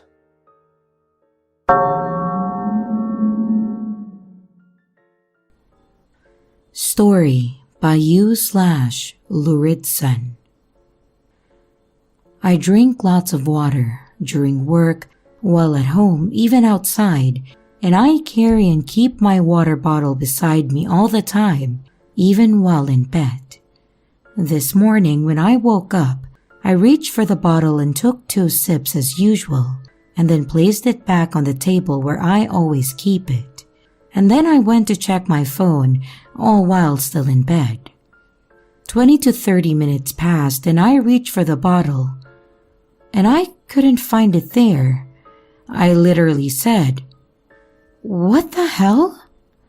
Because I've been following this routine for years, and as long as I can remember, I've been seeing that bottle there whenever I wake up and check the entire room, thinking it must have fallen off and rolled into some corner. But the bottle wasn't there in my room. I immediately knew this was fishy. Once again, I checked the entire room and made sure that the bottle wasn't there, and it wasn't. I went to my workstation, which is the room right next to my bedroom, and there it stands on the table, on the exact spot where I keep it whenever I'm gaming or working. I just couldn't comprehend what had happened. I was fully awake when I took the 2 sips, and I still remember placing it back on the table. I never missed a night without taking a sip from it right before bed and right after waking up. This is my first time that I've experienced a glitch in the Matrix, and I'm still freaked out by it. Also, I have been completely sober this whole month.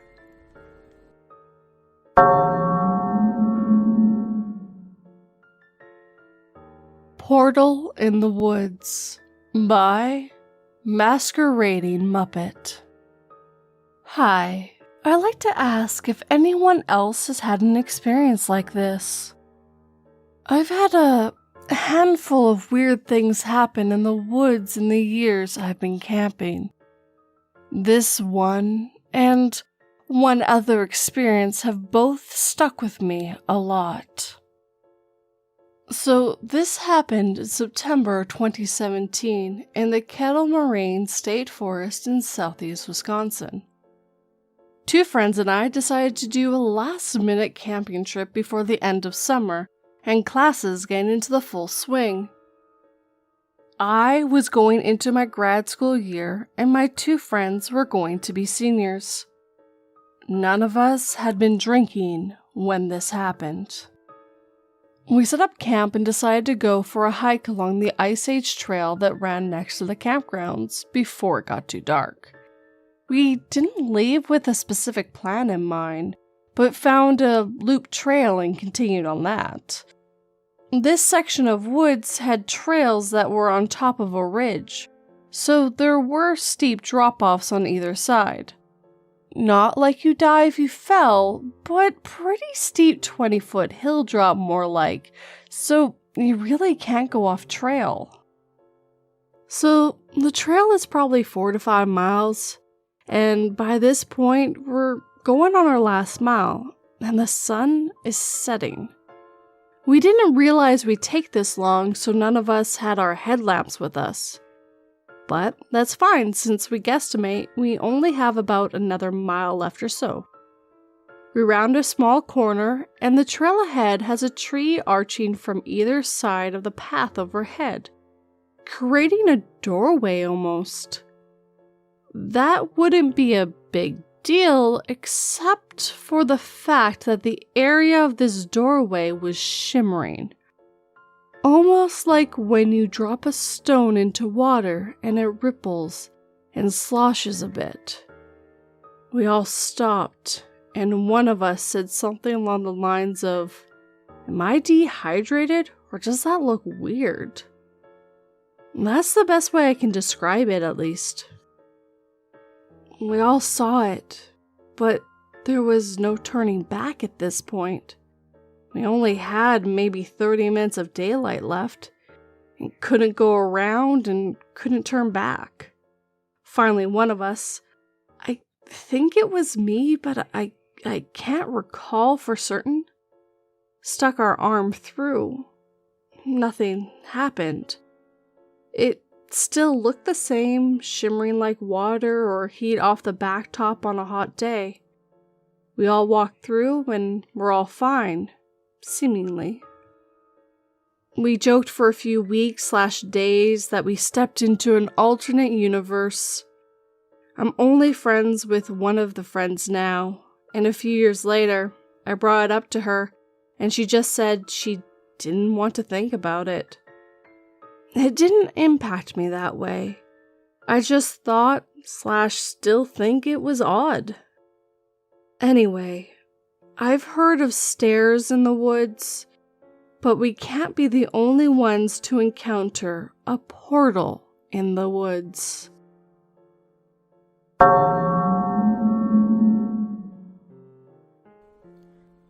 Story by you/fanfiction music lover. I have reached that conclusion time and time again for years. The conclusion? Well, my family likes to eat salads, such as a chef salad, a salad with lettuce, tomatoes, cucumbers, and croutons. My aunt came up with a dressing, and its dressing has olive oil, pomegranate balsamic, honey, mustard, salt, pepper, sweet paprika, garlic, and also onion dust. But we also love potato salad, especially my dad. And that's where the problem lies. For years, my mom made the potato salad's dressing. It had mayonnaise, ketchup, a bit of mustard, and a few drops of lemon juice and pomegranate balsamic. In the salad, besides the potatoes, we added Gouda cheese, boiled eggs, and cold cuts, and that's it. That's how my mom always made it. Then one day, back in 2016, my mom realized that we had a few years that we hadn't made potato salad and decided to surprise us by making some, along with the sausages a family friend had brought the previous night that my parents had a sort of get-together with beers and various snacks. So, Mom surprised us with a potato salad. But it was not how she used to make them. I commented on how the taste was odd, and she had added tomatoes, green and red peppers, and raw onions, and didn't add the Gouda cheese and cold cuts. Then, Both my dad and sister looked at me confused and said that the potato salad was the same as always. I, then baffled, asked my mom how she made the salad, but she just smiled and said that a cook never reveals their secret. This past Monday, aka May 23, 2022, I had to help my dad to cook lunch, aka the potato salad, which we had a long time to eat again. Since my mom had hit her knee and she was in pain and was busy sewing old clothes, I helped Dad with cutting the onions, the Gouda cheese, and preparing the eggs, while Dad cut the tomatoes and peppers and potatoes. And when we were done with all of this, Dad asked Mom to give us instructions on how to make the salad dressing. Mom went on to tell us, but I was baffled.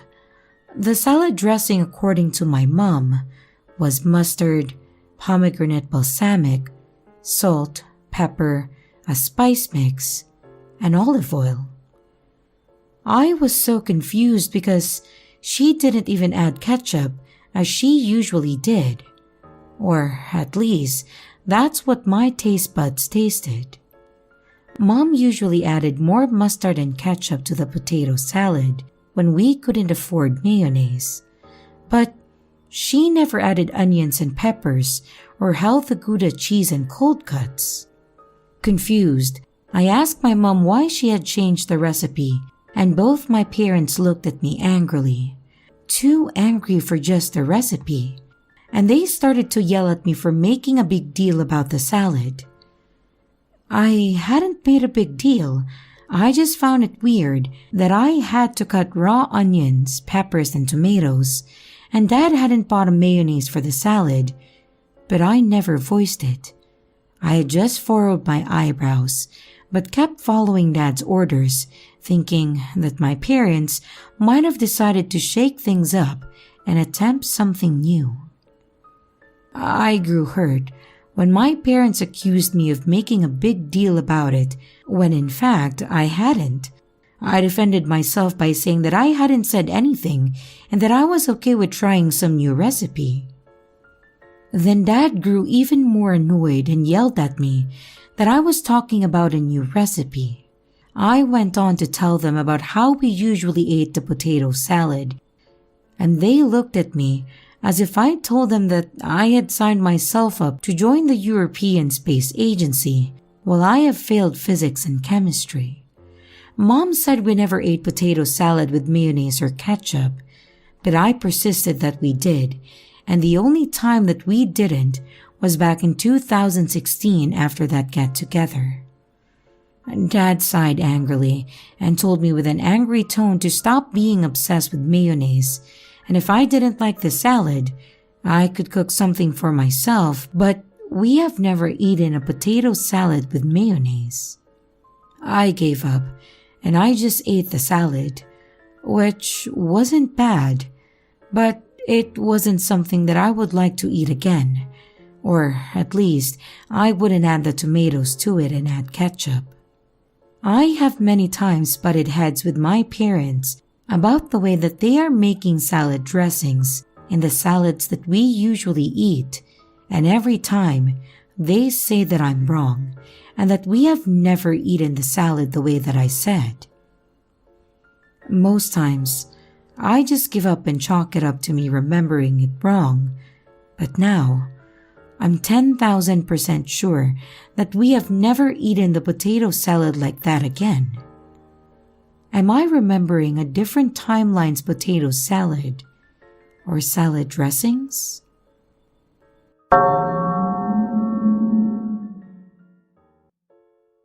The Night Sky Disappeared by Masquerading Muppet. Thought I'd post my other unexplained glitch here as well. Like I said in my previous post, I've seen/felt a number of weird things in various national parks, BLM land, and national forests. I'm actually going to get my wilderness first responder certification this March because of some of the unease last summer in a remote park. But really, only this and my other posts could be described as a glitch in the matrix. I did a volunteer program after college, and we frequently went on nature retreats as a big group. This happened in November of 2018 at a campground just east of Mount Rainier National Park. It was so remote that no one in our nearly 50-person group had cell phone service. Our only tie to the outside world was a ranger that came to check on us once a day. We weren't allowed to have alcohol or drugs at these retreats. So no, none of us were intoxicated in the slightest. There were a couple cabins throughout the campground, and if you walked through the trees a bit, there was a sizable lake. A few friends/housemates and I went to look at the night sky because we knew it'd be full of stars. This is Washington State, so all the trees are massive and block out most of the sky. The only place we'd really be able to see the stars would be over that small lake. So we headed down to the lake area, despite it being pretty cold.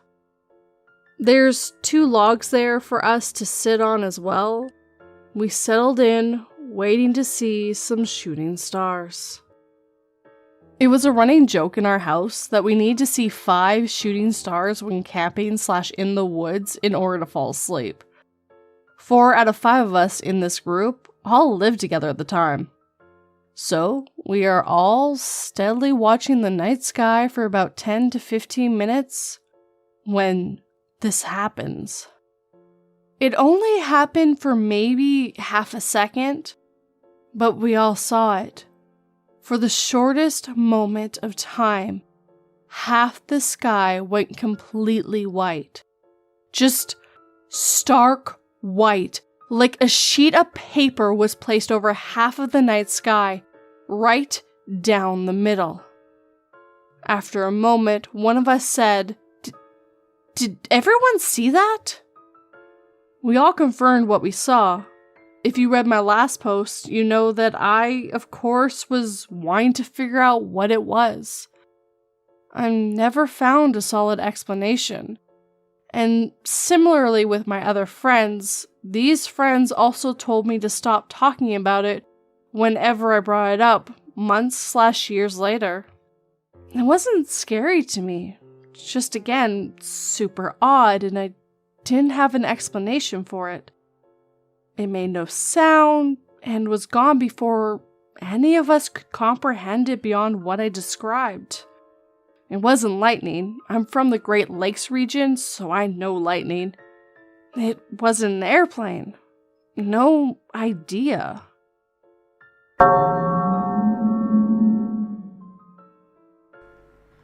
Story by you/pastel_dreamer. Okay, this happened a while back, but I decided to share it. I remember sitting on the couch just watching YouTube on my phone when I got a craving for barbecue chips. I thought of the spicy barbecue chips my mom just bought, and I made a beeline for the kitchen. I was watching a murder mystery podcast on YouTube, so I brought my phone with me because I wanted to keep watching while I grabbed a bowl of chips. I sat my phone down on the center island and paused the video before turning around to face the cabinet with the bowls inside and grabbed the bowl and opened the cabinet with the chips with my other hand. I then opened the bag and proceeded to pour the chips into the bowl and had a thought like, imagine if I turned around and lost my phone. Because sometimes I lose my stuff stupidly. After I put the chips away, I grabbed my bowl and turned around to face the island again. And lo and behold, my phone was gone. Honestly, I jumped a bit because I literally had a random thought about my phone going missing, and now it suddenly is. That was weird. Maybe I sat it behind a flower vase? I checked behind it. No, Maybe it's on the counters. I checked around and still nothing. I was absolutely dumbfounded.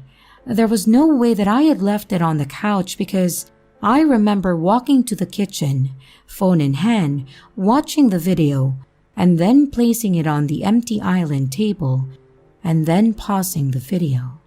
I decided to go back to the couch and look there. I checked under the pillows, cushions, under the couch, and around the whole living area, and nothing. My phone was gone.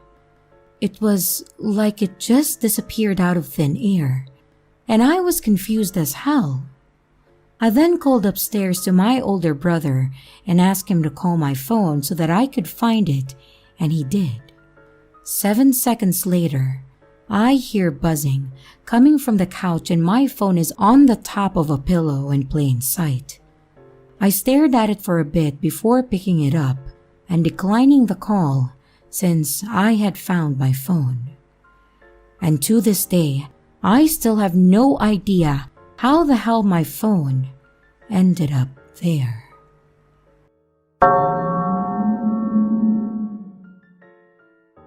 I went missing for 2 hours at my intern workplace.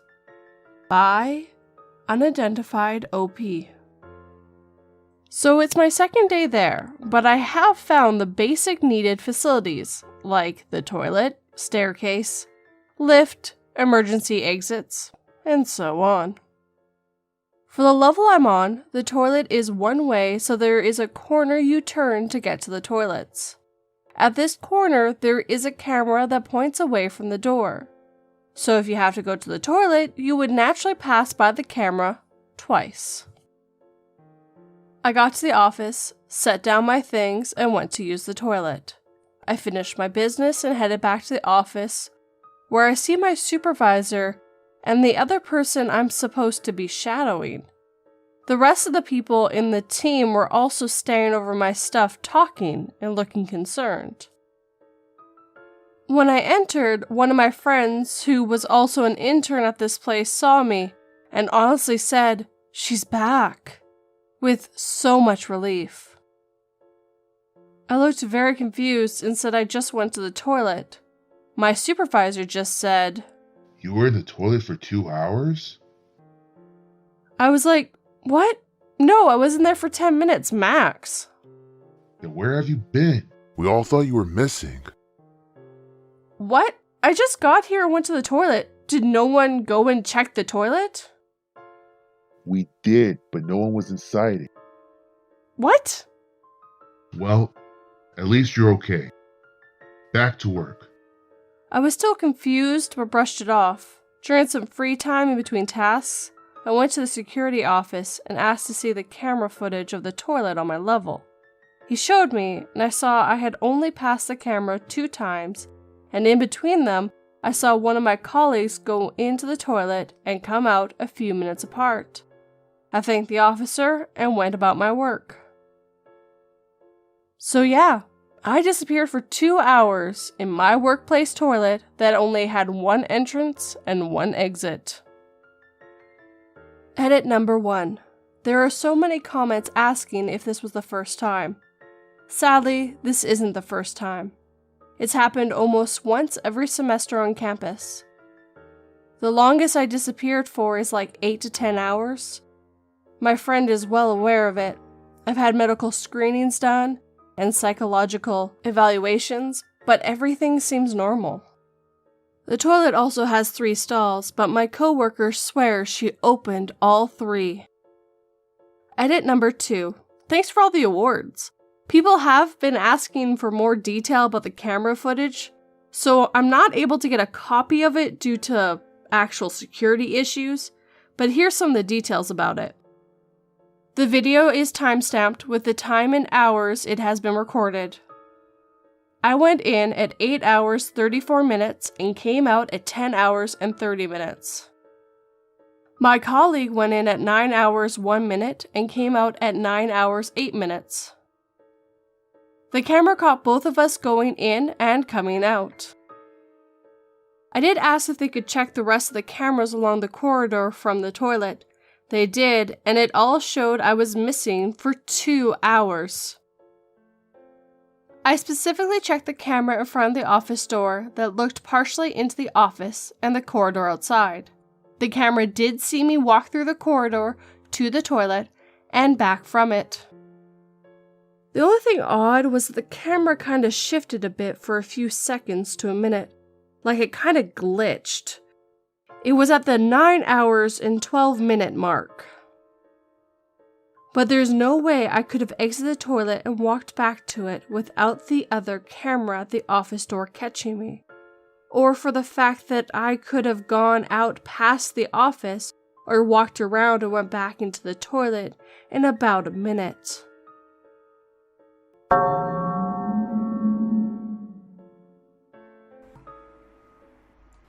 About a month ago, I had what I think may have been a glitch in the Matrix. It all began as a normal day. I got up in the morning, went through my morning routine, went to work, and then went home. Nothing strange happened that day, but I do remember seeing some heat lightning off in the distance. It was a relatively sunny day, with a few clouds in the distance. This will come up later. On my way home from work, I did notice a lot of construction, and I mean a lot, way more than usual. It looked like it was on telephone poles, underground wiring, and etc., but I didn't really pay much attention to it. Here's where it begins to get weird. When I got home, the TV was on. I'm pretty sure that I turned it off in the morning, as I usually do after watching the news. I had microwave pasta for dinner while I watched the TV. After dinner, I went to my bedroom, where I also have a TV. I got changed for the night and went through my routine per usual. I went to bed, not really ticked off about anything that happened that day. Here's where it gets really interesting. In the middle of the night, I woke up, and I don't do this too often. This time, I felt something really weird. A really strange feeling was in me. For some reason, the TV was on. It was turned to Cartoon Network, which I never watch. The time on the clock was 12, and it was flashing as if the power went off. I was kind of freaked out, and about 10 seconds after I woke up, I saw a flash outside and heard the loudest noise that I have ever heard. I was sure that I was struck by lightning. From this point until I woke up in the morning, I have no memory. I woke up to my alarm clock sound at my usual wake-up time, which is 7:30, and I went through my routine as I thought about what the heck happened last night. When I got to work, which is near my house, I asked around to see if anyone has any recollection of a storm last night. My one coworker said she had. Then she told me this same story, word for word. I was not under the influence of any drugs or alcohol, and nothing like this has happened to me before. I never used to believe in glitches or magic, but now I think I do. What happened?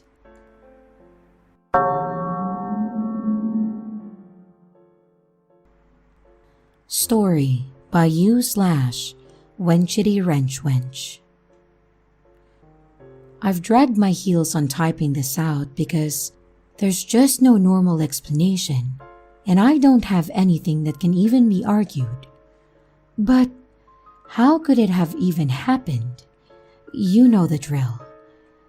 It's also about menstrual blood, so trigger warning for anyone that needs that, I guess. So, I was sitting in bed with my husband on top of our new light blue comforter. I was wearing his pajama pants and had made the remark that I was tempting fate because I was about to start my period. And for some reason, I always manage to bleed through onto these damn pants, even when I'm not due to start. But he's amazing and doesn't care. And it's just funny at this point because it just washes out. No harm, no foul. Anyhow, if you're a female, you know that feeling you get when you think you may have suddenly started your period versus when you know. I had a split-second knowing and swore as I reached down and felt blood, then looked down, simultaneously hopping up to reveal a baseball-sized spot of blood on my new damn comforter. No print, just light blue, making the stain as obvious as it gets.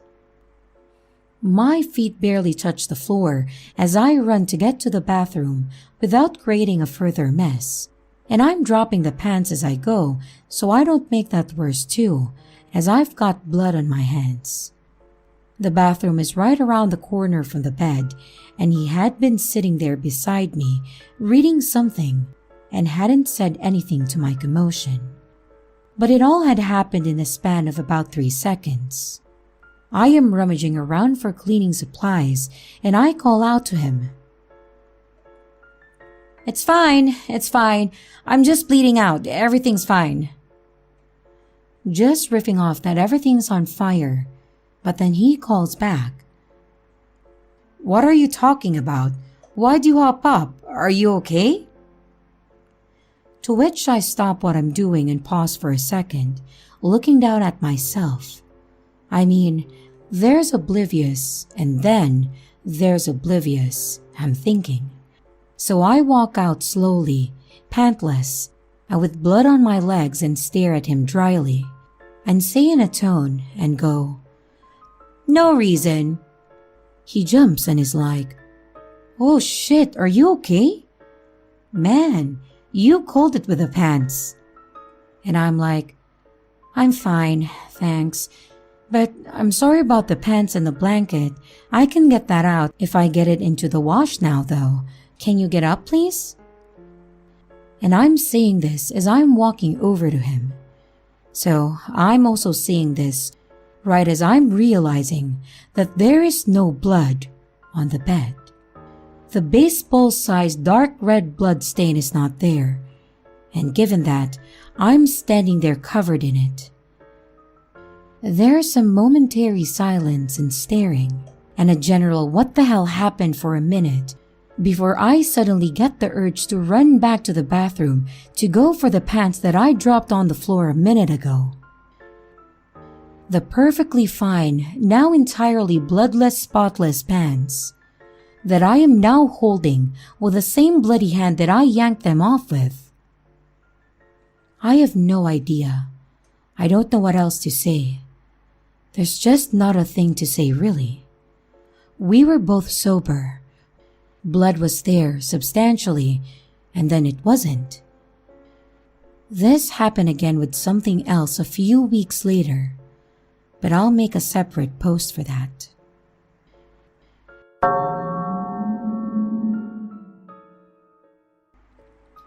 Story by you/Oneida Mojo. This happened about 3 weeks ago. I had the day off work, and my cousin Harold asked if I could drive him to pick up new tires for his truck. They were being sold in a town just over an hour away, and basically, it was a 2-lane country highway, straight shot all the way there. About halfway there, he points and says, Hey, look at that house over there. It has vultures all over it. I've never seen that before. Sure enough, on the left side of the road was an old 2-story country farmhouse with 7 to 8 vultures sitting on the roof. There was another 3 or 4 circling the property overhead. Immediately, I blurted out that maybe they smelled something dead inside, and we just stared as we drove by. Anyway, we got his tires and it slipped from our mind. On the way back, we had the windows on the truck down, when suddenly we got a good whiff of rotting flesh, and sure enough, we were passing by that house again, but we didn't stop and went home. I couldn't stop thinking about it, and I called Harold to tell him so.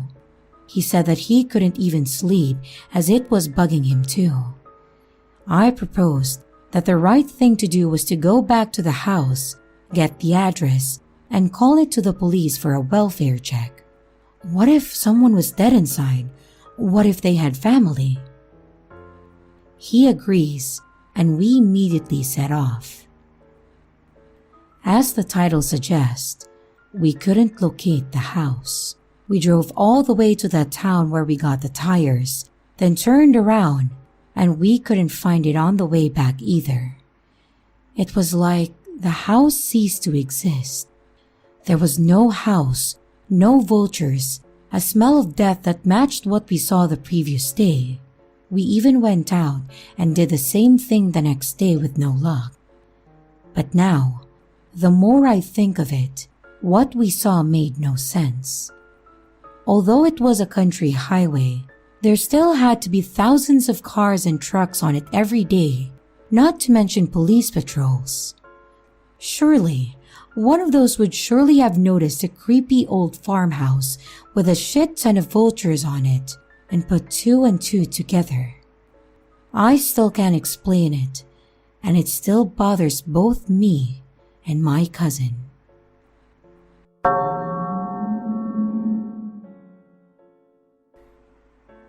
Story by U/Mindless Airport 9003. When I was in 10th grade, my classmate Julia asked me to accompany her to meet her friend in a different class.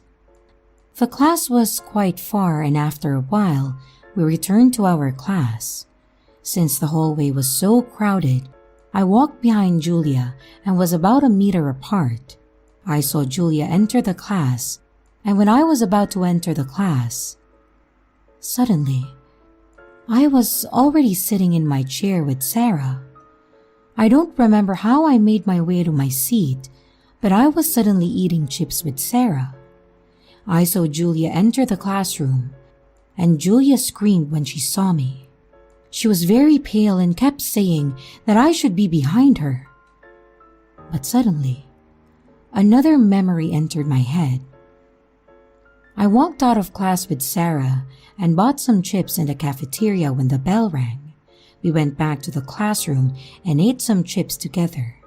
Before I could say anything, Sarah told Julia that she had been with me the whole time. Because Julia was a bit hysterical, some students tried to calm her down, but they all said that I had indeed returned to class a few minutes ago.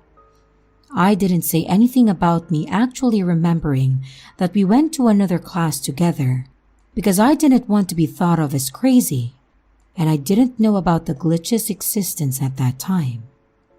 Julia's friends in another class didn't see me because I didn't enter the class and I just played on the phone in front of the door. But she remembers Julia telling her that I accompanied her there. None of the other students saw me going with Julia during that time. Julia and everyone thought that this was a ghost story, and Julia got a lot of amulets from the temple that day. I don't know what happened that day, but I certainly can't tell Julia that I actually went with her. Everyone, what do you think really happened?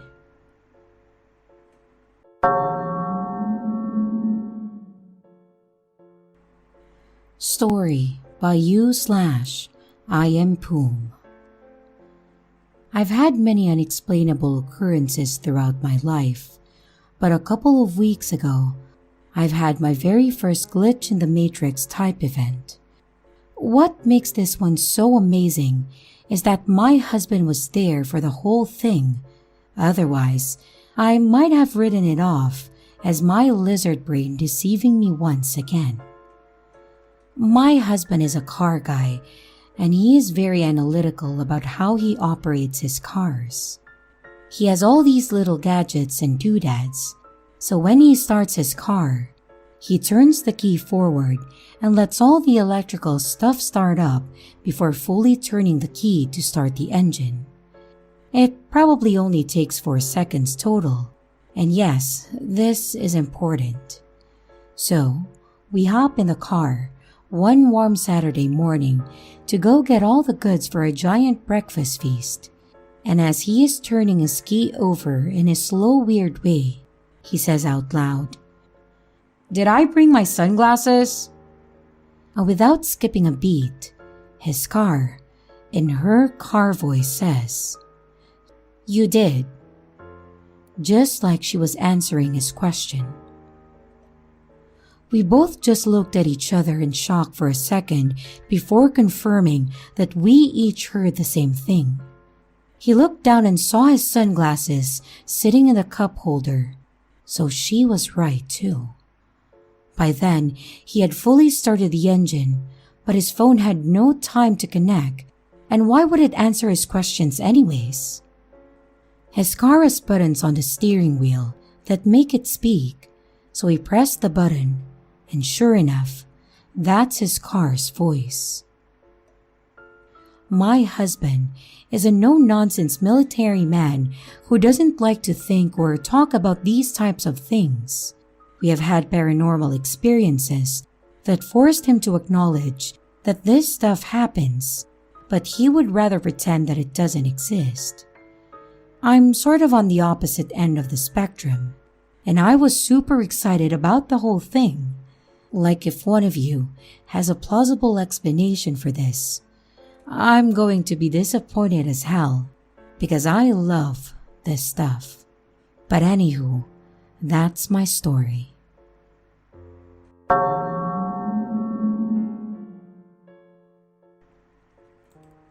Story by you/Lunar Wolf 1991.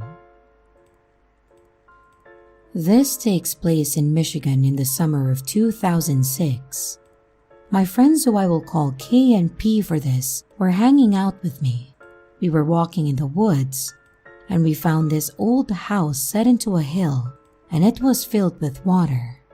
We looked in all the windows, and my friend K was going to open one of the windows, and I told him, "No, don't. You'll let all the water out. We should go get our swimming trunks and then use this place as our swimming spot." So, we all left and got our swimming trunks and came back to the house.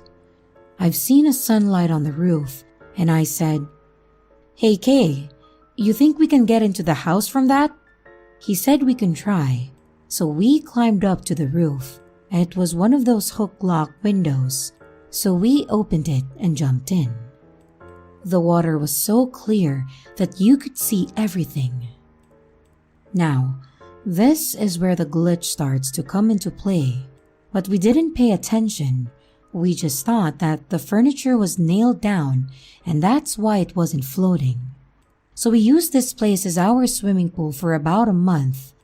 And one day, me and K and P just go up to the house not to swim, just to hang out because it was a cool place. I turned and started talking with P, and I don't remember what we were talking about, but I turn back around and see K opening up the window, and I yell, "Why isn't the water coming out?" K says, "I don't know." Then I say again, asking why isn't the water coming out, and K says that he doesn't know. Then P says that we should just go in. K and I say all right, and we go in the house. And it's at this point that we figure out that the water isn't ordinary water. You could breathe in it and talk in it, and we thought that this was the coolest thing ever. For about a week and a half, we would go into this house and just chill after we found that out. Then, the water disappeared, and after that, my friends and I forgot how to get to the house, and every time we tried to find it, we would get really bad headaches. I really wish that I could remember where it was in the woods.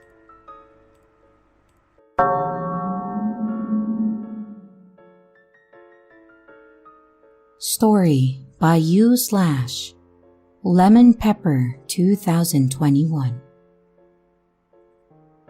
Okay, so this happened quite literally an hour ago. Honestly, I'm baffled. It's usually because he's dropped his dummy out of the cot, and it's a case of putting it back in his mouth and leaving the room. I go upstairs and move him back to lying down and move his blankets. I couldn't find his dummy anywhere, albeit it was dark in the room and I searched everywhere. I searched all under the cot with my phone light, searched around where he could have possibly threw it on the floor, searched every gap in the slots at the side of the cot, picked my son up again, and put his blanket on the floor. I shook the blankets quite vigorously. Nothing in the cot, nothing attached to my son, and absolutely nowhere to be seen. At this point, I'm stressing because my son is screaming the house down and won't go back to sleep without his dummy.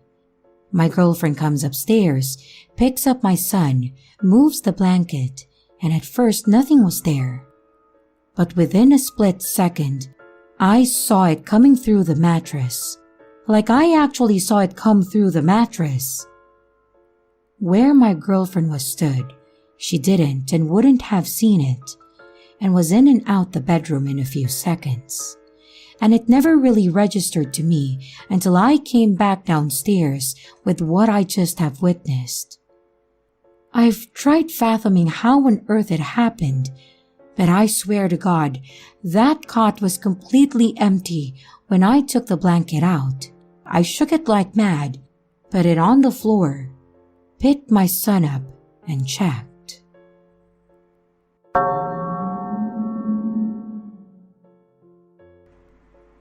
Story by you/Yulka95. So, I sleep in a very small rectangular room, single-size bed which is attached to the wall from the long side, and there's a bedside table right at the foot of the bed where I keep my nightlight. I really can't sleep in the dark, and I place my phone there while I sleep. I wake up at 3 a.m. because of the very hot weather and I am sweating a lot. I decided to make a trip to the bathroom, and I usually bring my phone with me everywhere, so I proceed to stretch to the bedside table to grab it, only to see that it wasn't there. It wasn't anywhere. So keep in mind that I used the nightlight so the room was bright enough for me to be able to see if it was there or not. It just wasn't. I go in and turn on the main light to look for it. I thought maybe I kicked it in my sleep since my feet can reach that spot easily while in bed. I looked under the bed behind the bedside table, literally everywhere around the area, and it's just nowhere. So at this point, I'm pretty sure it must have creeped somewhere pretty hidden, so I sit on the bed trying to catch some air from the fan, since I was sweating a lot trying to look for the damn phone. And as I was thinking that I'll just look for it in the morning, I turn around to the bedside table, and believe me or not, it was there all the time. I don't do alcohol or drugs. The room was lit and all, and nobody else could access the room, and I've looked at that spot multiple times before finally seeing it. Also at that point, I was very awake while I was looking for it, so it couldn't be just the drowsiness for having just woken up. So, what was messing with me?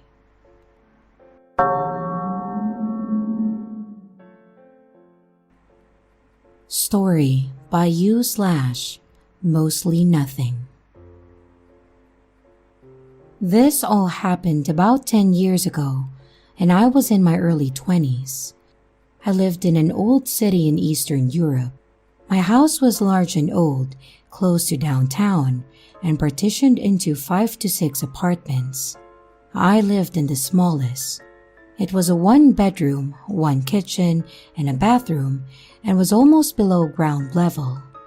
Not sure what you call that in English. Anyway, there was a large gas oven or stove in the kitchen that we used for both cooking and heating. One night, my then girlfriend and I lay in bed, half asleep, when a small painting that was hung on the wall above me shifted. Mind you, I've been living there for the past 10 years. Nothing ever moved, no breeze, as I only had a door and a window, and they were both on the same side. I freaked out. I jumped out of bed, turned the lights on, and I couldn't understand how that painting suddenly moved. I went to the kitchen to look around and noticed that the gas was turned on in the oven or stove, but no flame. It was basically leaking gas. I switched it off and quickly realized that had the painting not moved on the wall, I was probably going to die that night. Nothing like that ever happened before or since, and I almost forgot had I not stumbled upon this sub randomly.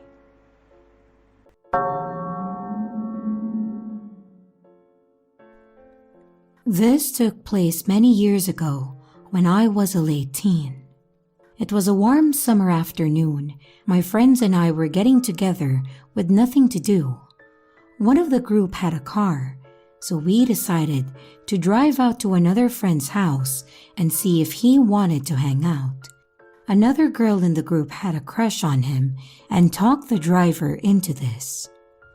We get to his house, a trailer, on a really small lake, about an hour before sundown. The friend was not home, and this was before everyone had a cell phone. So, we just decided to hang out in the car, listen to music, and wait to see if he came home. Like I said, we had nothing better to do. And while we were entertaining ourselves, we noticed a car on the other side of the lake, a pretty classic one. It looked just like Stephen King's Christine. Red Plymouth Fury. Most likely same year or a similar one.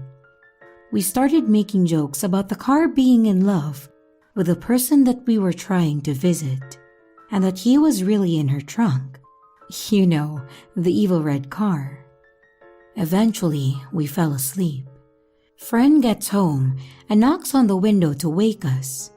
Then, we all go in his house and play some board games and stuff, and also chatted.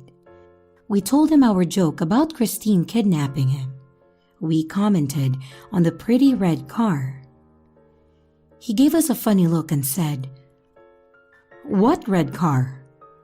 So we went outside to point it out.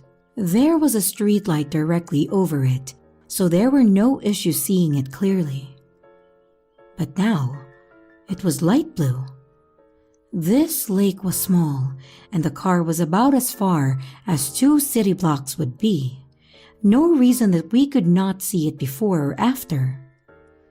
Plymouth Furies aren't exactly a common car, and I can't imagine a red one driving away to be replaced with a blue one in the same spot in a few hours. Well, we are still relieved that it just changed color instead of coming to life and going on a murder spree.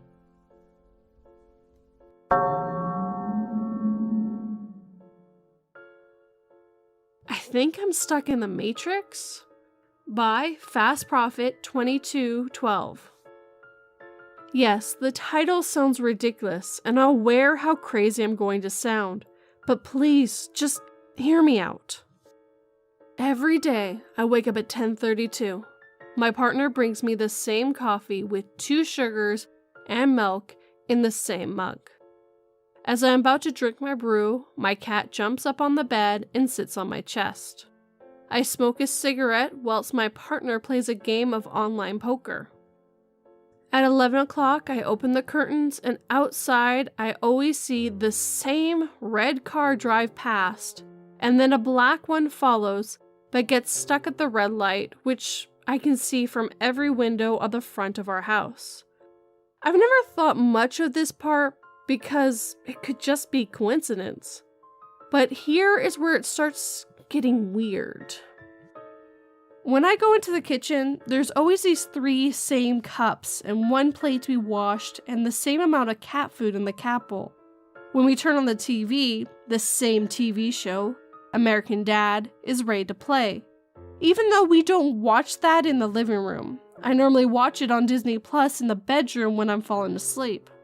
My friend always calls me at 12:30 with the same conversation that we had the day before, but we never discuss having a phone call at 12:30. My partner makes me the same ham sandwich for me at 1 o'clock. It always looks exactly the same, with the mayo dripping from the left side. My cat always comes across the sofa from the window to where I sat, but always meows at me 3 times first. My toilet routine is always the exact same, going to the toilet at the same time, doing the same thing every day. Every time we eat, I end up with chicken, mash, and veggies. The same pigeon sits on the fence, and I know it's the same because one of its feet is scrunched up and it stays there until we go to bed. We go to bed at 8. The annoying car goes past playing the same song, Gorilla's Dare. Then my sister calls on FaceTime at 8:30 and always ends the call at 9:47. I roll a spliff and watch Family Guy. It seems to be the same episode, or they all blur into one and it seems like I've watched them before. My partner falls asleep at 10 and last night I just had enough. I can't make out whether I'm crazy, in a mental routine, or in a glitch in the Matrix because this is driving me insane. I really need answers or help or just someone to tell me to shut the F up. I have tried to change the day by going to the park or seeing friends or inviting them around, going to the gym to break up the morning. I have tried changing what I eat or playing music. I even stayed away from the house for a full week. Literally so many things, but nothing changes. If people want proof, I will take pictures or videos, anything. I'm honestly getting to the point of moving homes now. This has only started when lockdown did, like a year and a half ago. Sorry for my grammar mistakes, I'm dyslexic. First edit. Someone commented to check my FaceTime records between me and my sister, and all that I found was that she hasn't been FaceTiming me. I've been FaceTiming her with unanswered calls. Also checked my calls from my friend at 12:30, and none exist at this time anywhere. This is strange. Second edit will be around 6:30 after I've spoken to my partner, sister, and friend all together. Second edit. Sorry guys, I never mentioned that I have epilepsy. It turns out that I've been having facial seizures throughout the day for a while. My partner has told me I walk around and talk to the windows and have been none the wiser. So yay, I'm going to have a call with my neurologist. Sorry about this post, I feel like a right twat, but hey, maybe it's something we can all laugh about together.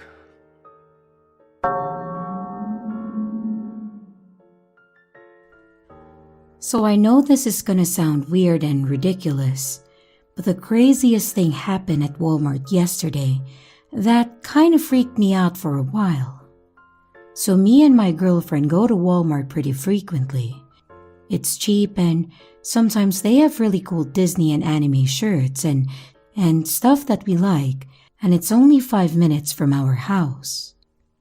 So she told me that she was gonna check the women's clothes to see if they have any biker shorts, while I was gonna go to the men's section to see if they had any new anime or Disney shirts.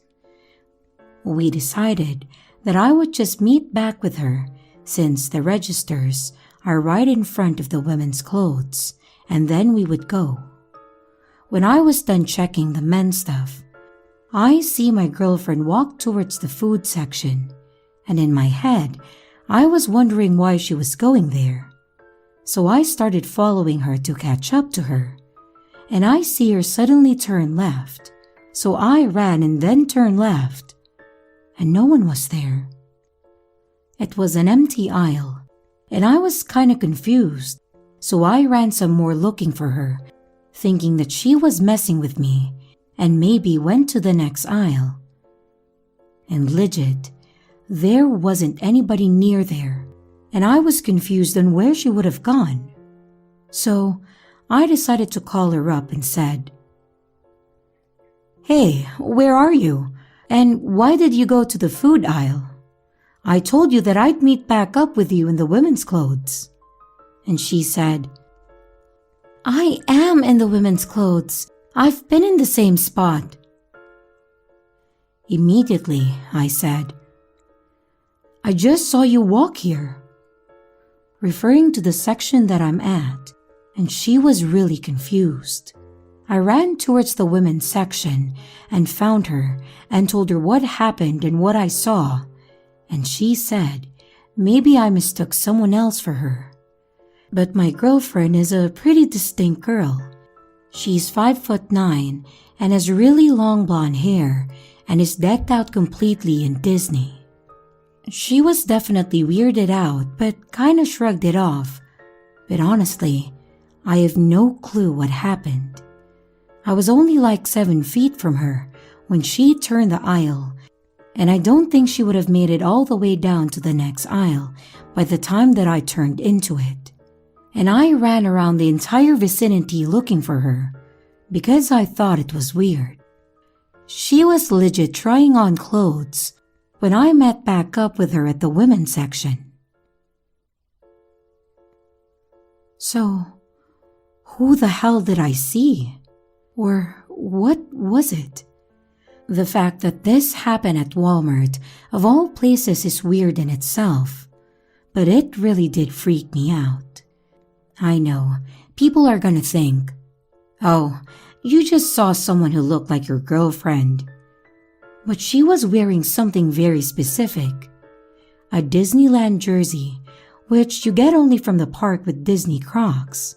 And we live in a retirement town near a res in the valley, so not many 5'9" blonde girls decked out in Disney here. Plus, the girl I saw disappeared basically into thin air, so even if it was a girl who looked like my girlfriend, it was still weird as hell.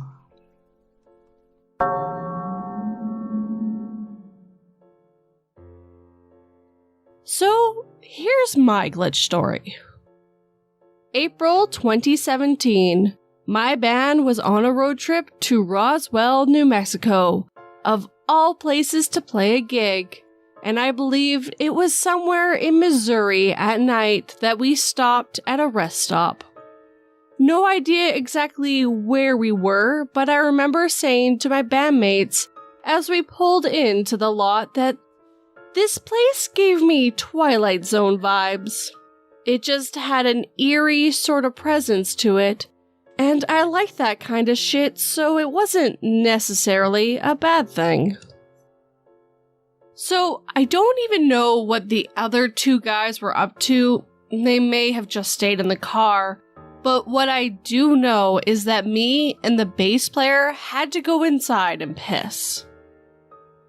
This is just your normal setup of a parking lot out front of a rest stop off a highway. I don't smoke anymore, but back then I did. Me and the bassist decide to smoke a cigarette first before going inside to pee. He offers me a cig and ensues to call up his girlfriend to update her on how the trip is going. So I'm just standing there smoking and chilling, and he's standing next to me smoking and on the phone. We are both out front of the entrance to the rest stop, and we are both facing outwards towards the parking lot with our backs to the entrance of the building.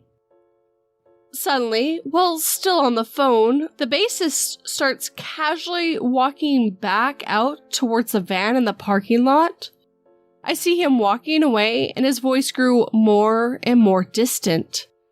I don't recall how far away we parked, but there's only one lot, and I remember just seeing him walk into the distance in front of me, still on the phone with his girlfriend. This confused me, as I thought he had to go inside to piss, but I didn't give a shit, and I was finishing my cigarette as the moment unfolded. So I just shrugged and put out my cigarette and immediately turned around to head inside the rest stop building. As soon as you get inside, it's completely empty, but you have to walk straight down this hallway to get to the bathroom. I remember there was some sort of Route 66 clock that had a spiral shape or something directly above us as you entered the hallway.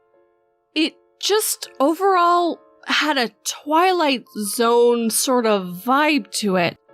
I don't know how exactly to explain this experience. So, I'm walking down the hall and get into the bathroom. and I hear someone in the stall who is talking on the phone. His voice sounds exactly like my bassist. No one else is in the bathroom. I can't see who is in there, but I'm standing at the urinal pissing and laughing about how weird it is that this guy sounds so similar to my bandmate. But I know for a fact it can't be him, as it would be physically impossible for him to have gotten into the bathroom before me when I had literally just saw him head out towards a car in the parking lot about 20 to 30 seconds earlier at most. I even said to myself, now that would be ridiculous if it was somehow him. But even as I said this to myself, I knew for a fact it wasn't him. Except that it was. Sure enough, a moment later, the stall door opens and out comes the bassist, still on the phone with his girlfriend. I'm finishing pissing, so he is behind me washing his hands. I turned around and I see him still on the phone, and he's now walking out of the bathroom. I don't even think that he noticed me in there with him, but at this moment, I was absolutely stunned. And I'm left there in the bathroom by myself wondering what the fuck just happened? I end up telling him and everyone about this when I got back to the van. And he also explains that he went through a different series of strange events, but I can't remember the details of his side of the story anymore. All I know is that it was simply physically impossible that he could have been in the bathroom before me when I literally saw him walk out into the distance towards the van, and I immediately head inside to the bathroom. Sorry if this was overly long, but I wanted to be succinct as possible about how it went down.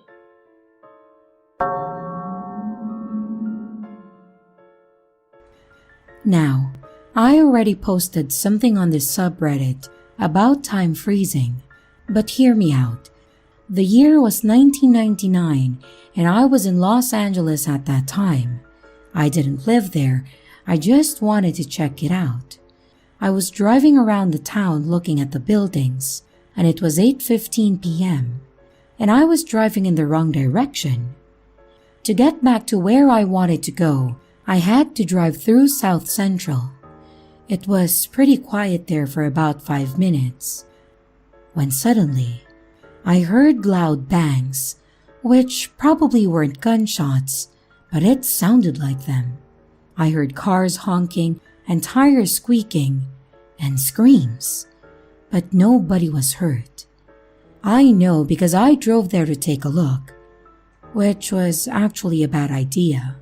Because long story short, some guys chased me around when I did that.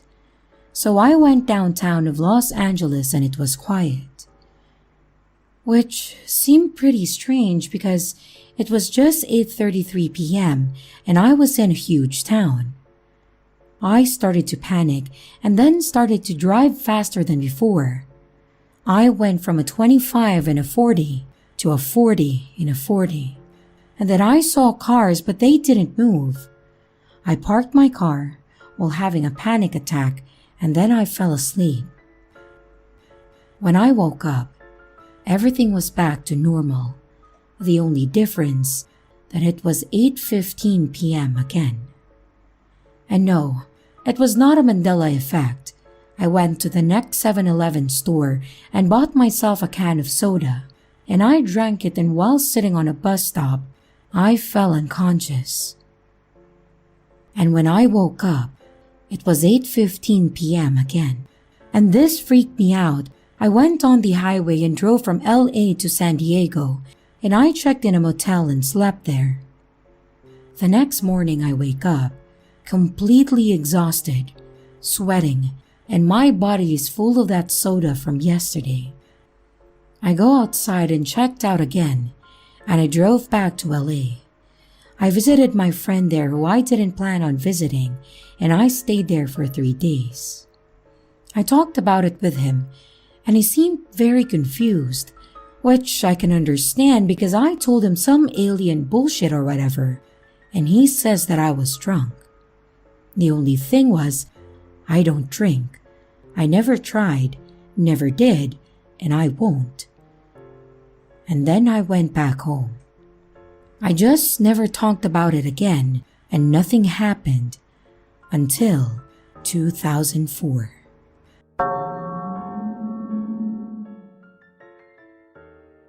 I Lost My Daughter Glitch by Mafiti. Hey, so this just happened and I have an eerie and weird feeling that something is not right. So first let me explain the placement of my house. When you come in, there is a little hall and in front of you is the bathroom. Then you go to the left and you have a small kitchen. Then a door, then it's my bedroom. But it's so big, I turned it into a living room. Right next to my bedroom is my daughter's bedroom. Everything is in an L shape. I, 24, live alone with my daughter, 2, and our 2 pet bunnies. So I had lunch with my daughter, and it started getting cold and dark, so we went to my bedroom and closed the door to the kitchen. She always plays in my bedroom and her bedroom that are directly connected. I was reading some Reddit stories while I listened to her making her usual noises, talking to her, singing, asking me something, moving toys around, the basic child noises. Suddenly, the house goes completely silent. And after a few seconds, I think that maybe she is being mischievous and doing something that she isn't supposed to, like all kids do. So I check on her since I didn't see her from where I was lying. Let me make it clear that there is no way for her to go outside without opening the creaky door to the kitchen that is in front of me, and she would never try to do it since the lights in the kitchen are off and she's scared of the dark. So I look everywhere in her bedroom and start calling her name. Nothing. Check in her closet. Nothing. Under her bed, in her little play tent, in her toy chest, under my bed, the sofa, my desk, everywhere, nothing. She is nowhere to be seen. Let's mention that she has never tried to hide and stuff like that. She comes when she's called, so I started to freak out. I knew I didn't hear her leave my bedroom to the kitchen, but I checked anyways. Nothing. The bathroom. Empty. Now, I'm starting to panic and go outside again and check everything over. While I'm in her bedroom, I hear crying from outside and look through my daughter's window to see her outside, laying on the ground, only wearing a t-shirt. Not the t-shirt she was previously wearing, but one of the t-shirts she does have. I ran outside, almost falling over, but when I opened the door, silence. She wasn't there. There was no crying. Silence again. I go outside and check everything and can't find her or any trace of her being there. Defeated, I go back upstairs ready to call 911 when I go to my bedroom and see her calmly playing with some blocks in her bedroom. She was wearing her clothes as if she'd never disappeared. The t-shirt I saw her wearing outside was in her wardrobe, neatly folded.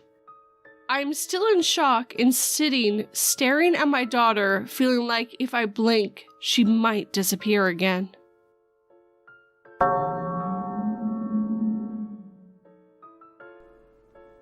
This happened in Sanford, Florida in 2021 by Lake Monroe at the Veteran Memorial there, which has a lot of places to sit. It was around 2 a.m. or so, and me and my friend were sitting near a lake enjoying the full moon. We were sober, and we don't do drugs at all. We spoke about all sorts of things that night, and how we tend to see a lot of crazy things in that particular location after 12 a.m. So, we are sitting there, and I look up at the moon, and I notice a dark spot on the full moon. And I thought it was just a random dark cloud. I pointed it out to my friend, and at this point, we were both looking up. But this dark spot on the moon starts to spread, and it looks like cracks. The moon was cracking, and big pieces of the moon started to separate from it. We were both staring in disbelief, trying to make sense of what was happening. It felt like it shouldn't be happening. It felt wrong, like a glitch.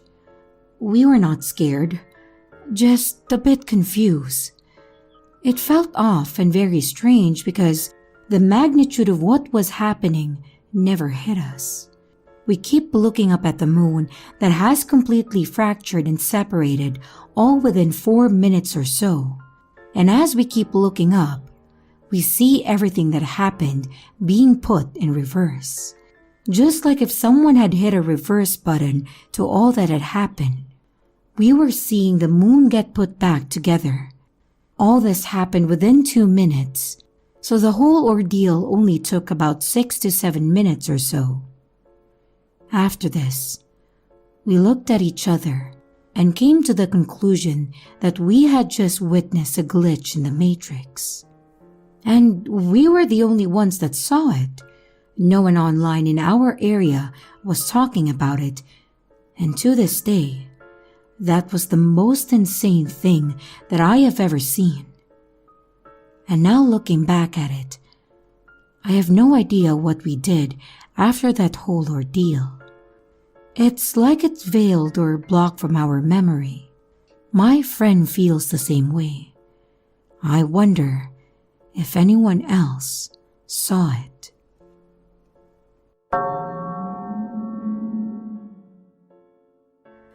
This is the story of a mysterious scar in my left arm, specifically in the biceps.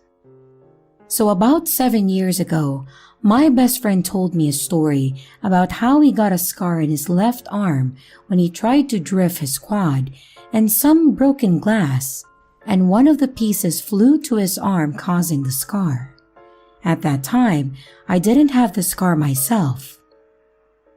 So 2 or 3 weeks later, his sister told me the true story of how he got the scar. He was in his room in a very sketchy house, and a big wardrobe with some glass windows fell on him without any explanation, and in the intent to stop the wardrobe, he got the scar. So I laughed at him about why he lied about it, but he didn't seem receptive to laughing to that story. So I let it go. I can't tell when, but in the following years, I got the same scar in my arm without any explanation. I don't know the exact moment when I saw it. It was very strange. Like I knew why I had it, but I couldn't remember why or how. I just accepted that I had it. The other day, 2 months ago, I was with my girlfriend and we were talking about the scars, and I wanted to show her the scar, but I couldn't find it. I started to panic, thinking it was in the other arm, or it was just my imagination. I was overwhelmed for at least 1 hour because of it. This last week, it reappeared, or I just noticed it. It was with other small scars all around, and I really don't know what to conclude from this story.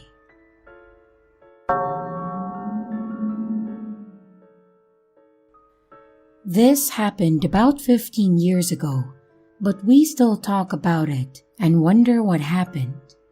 It was New Year's Eve and we were with a group of friends. Some suggested to play Party and Co. For those who do not know the game, it's a board game where you play in teams and draw cards. With one category, you have to draw, sing, create, etc., depending on what's on the card, if I remember that correctly. I had never played the game before, and even after that, and really did not know what the rules and the goal of the game was. Our friend said, "Just start, you'll figure it out while playing." So, Partners could not be in the same team, so I was in a team that waited on their turn. It was my girlfriend's turn. Now she is my wife. She drew a card, and she also had no idea what the game was. She looked at it, and without realizing, I said from across the room, "She's wondering how to portray Lambic," a famous but very random and old Belgian comic character. My wife looked at me annoyed, sighed, and put the card back. She drew a new card, and it was only then someone asked what was up. She said, "Well, he revealed what was on the card." And our friend said, "That's not possible, he's across the room." They took the card, and the assignment was exactly as I said it. We all freaked out, and it still puzzles me how I knew the exact text on the card without even knowing that portraying was even one of the assignments. And besides that, out of every person, object, and anything, I chose Lambic, who is, like I said, very random and has no role or meaning in any of our lives.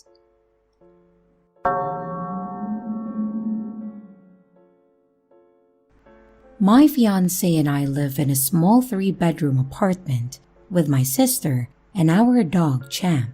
Our floor plan has our living room and bathroom on opposite sides of the apartment, with our kitchen right in the middle.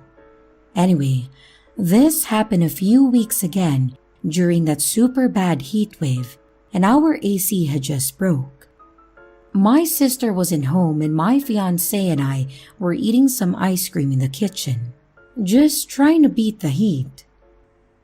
Now, Champ has had this weird habit lately of hanging out in the bathroom and peeing in our bathtub. I assumed it was to cool off on the cold bathroom tiles, and I didn't think much of it, because I'd rather him pee in the tub than on our furniture. My fiancé, however, does not like the idea of Champ peeing in our tub. She thinks it's gross. Well, anyway, we were eating our ice cream, and we had heard what sounded like paws walking around in our bathtub. For the record, there is nothing in our bathroom, or our apartment for that matter, that would be able to reproduce the sound of a dog's little paws scratching around in a bathtub. Well, my fiancé yells out for Champ to get out of the bathtub, but there's no Champ to be found. My fiancé gives me that do something look, so I yell out Champ's name. And all of a sudden, we hear the sound of Champ's collar rattling around and the pitter-patter of his feet coming towards us as he emerges from the living room. My fiancé and I stare at each other in a Nosferatu from SpongeBob moment. So, who was in the bathroom? We both walk over to inspect the bathroom, and there's nothing in there. What we heard was unmistakable. I mean, we both heard it, and there wasn't any type of background noise or music or TV playing in the background that we could have mistaken for it. Our walls aren't paper thin, so it couldn't have come from our neighbors. We don't have rodents or pest, and the only thing that I can think of is maybe it could have been a mouse or something. But even that doesn't make any sense. There are no signs of mice droppings anywhere in our house.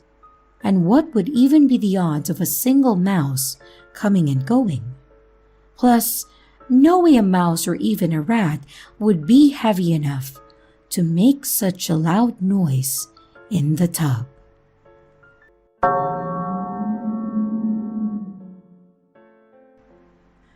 "9 years ago, on the 23rd of December, I was traveling from Numazu in Shizuoka back to Tokyo.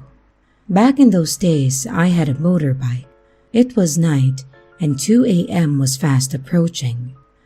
I was heading down south on some narrow and winding roads. I was behind a car, and I had been behind it for a little while. We were now entering forest roads. Again, There were many curves and bends, and the car in front rounded a curve and disappeared right before my eyes. I noticed this because I had been using the car in front's headlights to help guide my way. My bike didn't have the same kind of lamplight as a car, and my lights were quite dark in comparison. It was so abrupt that I stopped to see if there was a side road that the car pulled into, but there wasn't one. It was really weird. Cars don't just disappear into thin air. I got back on my bike and sped off feeling pretty creeped out. And as soon as I was back on my way home, I noticed something strange. I keep going around this corner. I actually said the words out loud. I just kept going around the left corner. I don't know how many times I did it before I started counting. I counted 8 laps of the same corner, and I was seeing the same scenery, the same trees and bushes in the neighboring forest, and I wanted to get out of the woods. It was disturbing. Then suddenly, the road straightened out, and I kept driving, but I felt like I was on the verge of losing my mind. I couldn't possibly fathom what had just happened. Everything I knew about the reality had just been questioned. I saw lights up ahead, the city lights of Atami. I knew that this simply couldn't be. There was no way that I could be this far away from my original route. And my whole body was shaking, and it felt stiff. Just in case you are unaware, Atami is on the other side of the country, and it's on the opposite coast. It's a good 40 minutes away. A police officer flagged me down as I was passing through. I really just wanted to get home. I didn't want to stop at all, but I was forced to. He was an officer. The first thing he said to me was, "How was it?" How the hell did he know what just happened? I wondered. Maybe I was just being paranoid. Either way, I wanted to get the hell out of this town and away from the police officer. I hit the road with full throttle, and if you'd have seen me on the road, you would have seen that my face was likely a frightening shade of pale. But the thing is, I don't think anyone saw me on the road that night. I was so weirded out that I pulled into the car park of a nearby hotel and pressed the buzzer at the front desk. I was in downtown at this point. How long had I been riding? Not nearly enough time to be where I was. It was horrifying. A quick look at my watch told me that it was after 6 a.m. at this point. I panicked, and I wondered if I had somehow passed out or blacked out, but now was not the time to try and rationalize that missing period of time. I needed something stable, something real. I needed to see someone normal. I felt as if I was in a different world, like some kind of plane of non-existence. But as soon as I heard the audible sound of the buzzer, something changed. It was as if the world shifted and latched back onto the normal, that almost boring world we live in, the mundane. There is safety and reassurance in the mundane, and sometimes we collectively don't realize that there is. The ordinary can be incredibly comforting. Take my word for it. I spoke to the owner of the hotel about my experience, and she and her husband both confirmed that this sort of thing isn't something rare. Some people turn up at her place saying that the last thing that they remember is the power went out in their home, and then they were in the area nearby like me. After I got back home and took some time to process everything, I understood that when I opened my GPS map, the route I thought I took wasn't appearing on the map. It was so weird, because I remember going into a convenience store kind of close to the turnoff that I took. And even though it happened 9 years ago, I still don't have an explanation for it.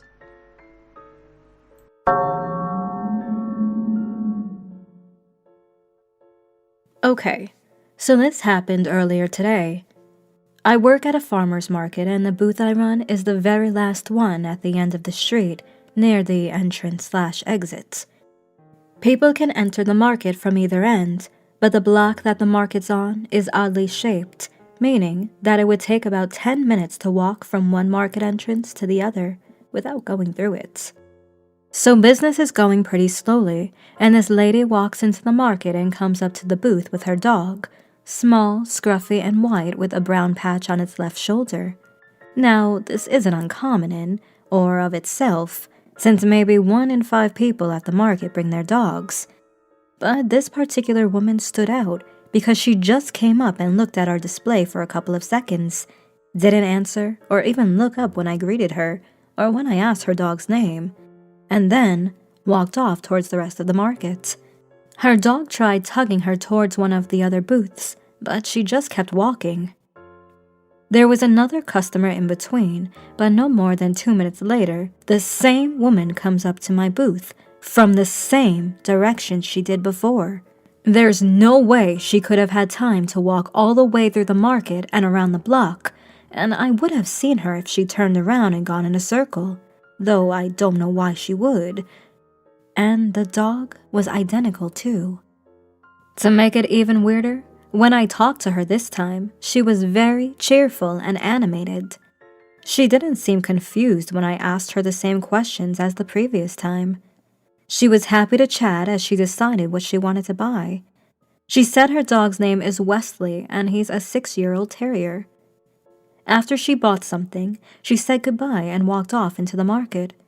Her dog tried to pull her over towards the same booth it did before, but this time, she went over and looked at what he was trying to get to, a display of pet treats made by a fishing business, before walking away.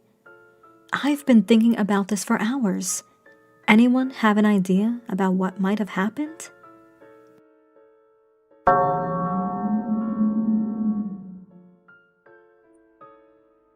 A few years back, I went to a festival in Hachioji. It was summer and I was with 3 friends. We had a really great night out. We took in the night markets and enjoyed the street food, but it was late and we were all ready to head home. It was a hot and humid night, so we decided to pop into Starbucks.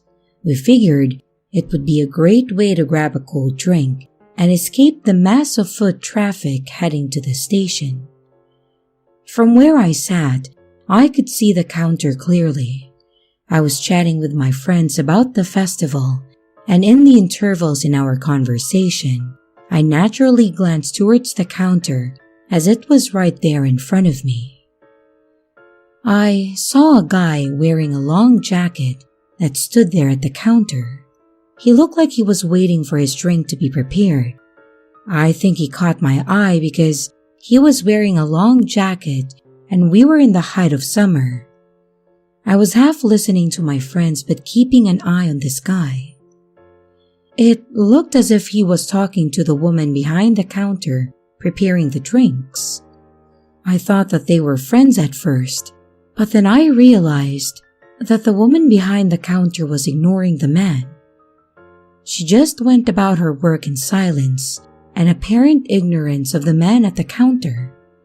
I thought that it looked a little weird, and I wondered if he was bothering her or even harassing the staff member, and I just kept watching. I don't know why, but the guy in the jacket suddenly lunged his upper body over the counter towards the woman. He was rummaging around for something, and I could hear the sound of it. I didn't know what the hell he was thinking. It looked like he was searching for something. But the woman behind the counter didn't seem to notice that anything had happened. I watched all of this unfold with an uncomfortable feeling in the pit of my stomach. Something seemed so wrong.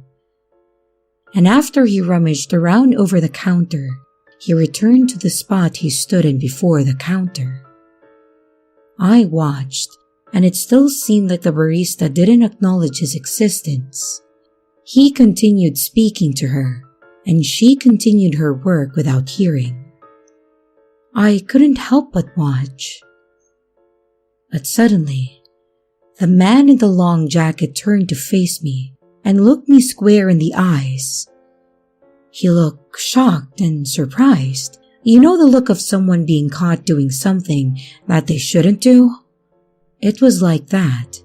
In that instant, something happened. Everything around me suddenly stopped.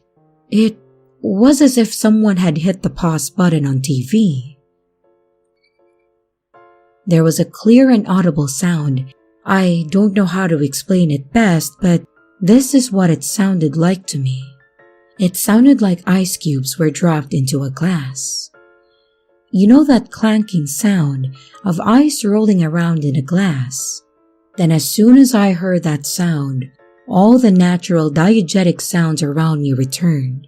And as soon as I heard the sound of ice tumbling into the glass, it was like someone had unpaused my life. I instantly looked towards the counter as it was right in front of me, and the guy in the jacket was gone. I looked at my friends, and they were still talking as if I hadn't just zoned out. I asked my friends if they had just seen what I had seen. Well, I asked them if they had seen someone acting weird by the counter, and they said that they didn't. I don't know what the hell that was, but it remains a mystery to me. I wonder why he was bothering the barista, and I have seen other things like this in my life, but nothing recently. Not since that man noticed me looking at him.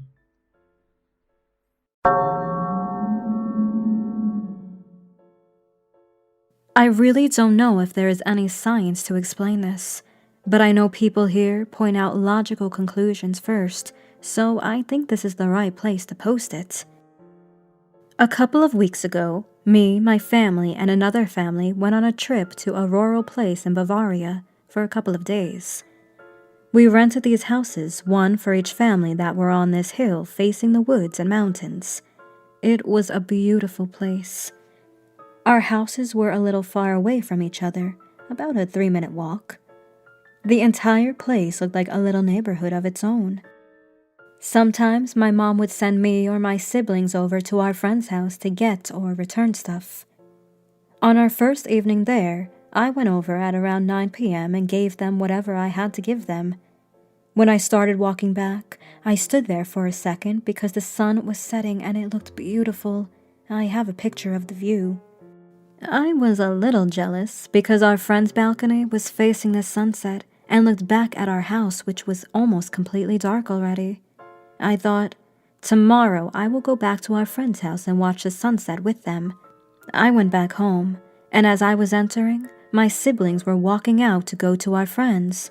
I told them to look at the sunset when they are there, and they did. The next day, around the same time, we ate at the friend's house, and I was so excited to show my parents the view, but to my shock, the sun just wasn't there. Like, not even a little bit. I looked over to my siblings and said, "Guys, the sun isn't setting on this side today." And they got as confused as me. I walk out the house and see that now that the sun is setting on our side. I thought, okay, let's see what will happen the next day. The sun kept setting at this new spot from that day on until our trip was over.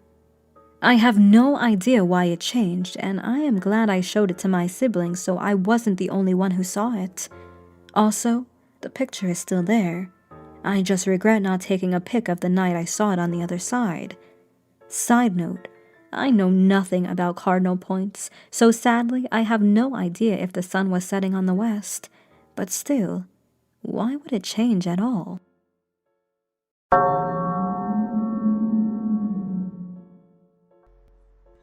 I've never had a glitch experience before this, so the experience is really crazy for me.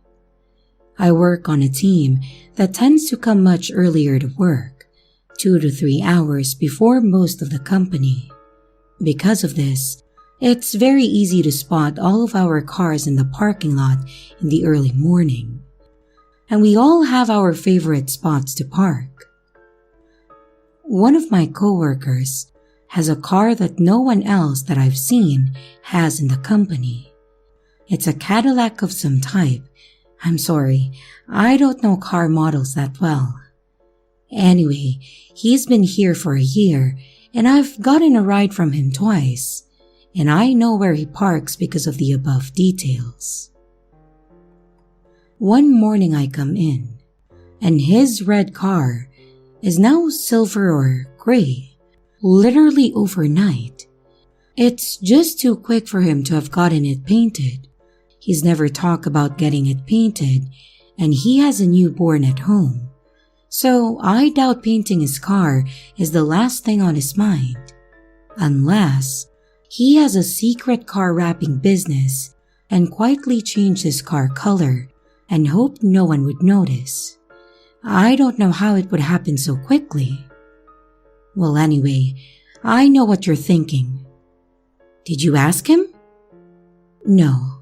I didn't want to seem like a lunatic if he said that it had always been gray, so I decided to let it go.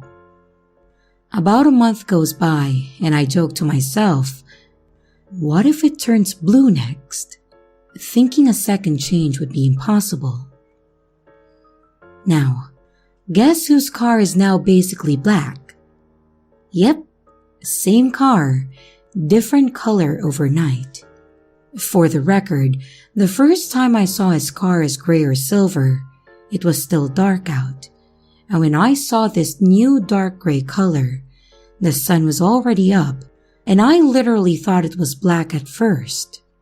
I had to go up to it because I couldn't believe it, before I realized it is just a very dark gray. If this color change was just lighting, I should have thought it was darker the first time. Also, at certain angles, the color still looks like a dusty black. It's super weird, and there's no way that I'm bringing it up now, because he definitely didn't paint it twice in 4 to 5 weeks. Also, there is nobody with that type of car at my company, and it is definitely his in his spot. If it ever does turn blue, I'll post again.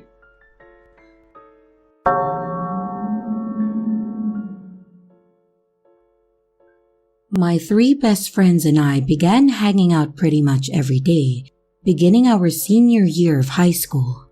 For the purposes of the story, I will refer to my 3 friends as K, H, and C. We live in a typical suburban neighborhood. We would also hang out at K's house nearly every day after school, and always hung out consistently during college breaks and such. So, we were driving on K Street a lot. Since we began hanging out, whenever we drove onto K Street, I always saw the white house that was on the right-hand side when you first turn in. We never talked about the house, but just like anyone notes their surroundings, I had that white house ingrained in my head as part of the street. During our sophomore year of college, we were all home on a break. C and I were driving to K's house, and I turned onto the street and immediately noticed that something was off. There was no white house. C had the same realization at the same time, and having never talked about the white house prior, we both said at the same time that the white house was gone. When we got inside K's house, we told her that the white house was gone, and she was incredibly confused. She asked us what we were talking about, and we explained, and she said that no white house had ever been there. She and her parents insisted that we were just confused because trees were cut down. Yes, trees were cut down. But more importantly, the white house was completely gone. They had no clue what we were talking about and even showed us old pictures to prove that the white house was never there.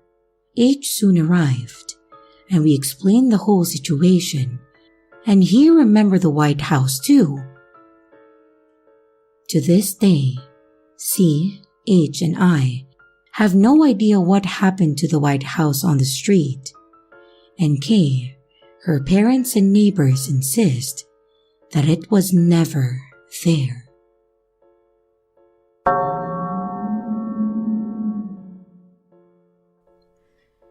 This story isn't too terribly eventful, but it's still one of those stories that comes up between my mother and I because of how weird it was.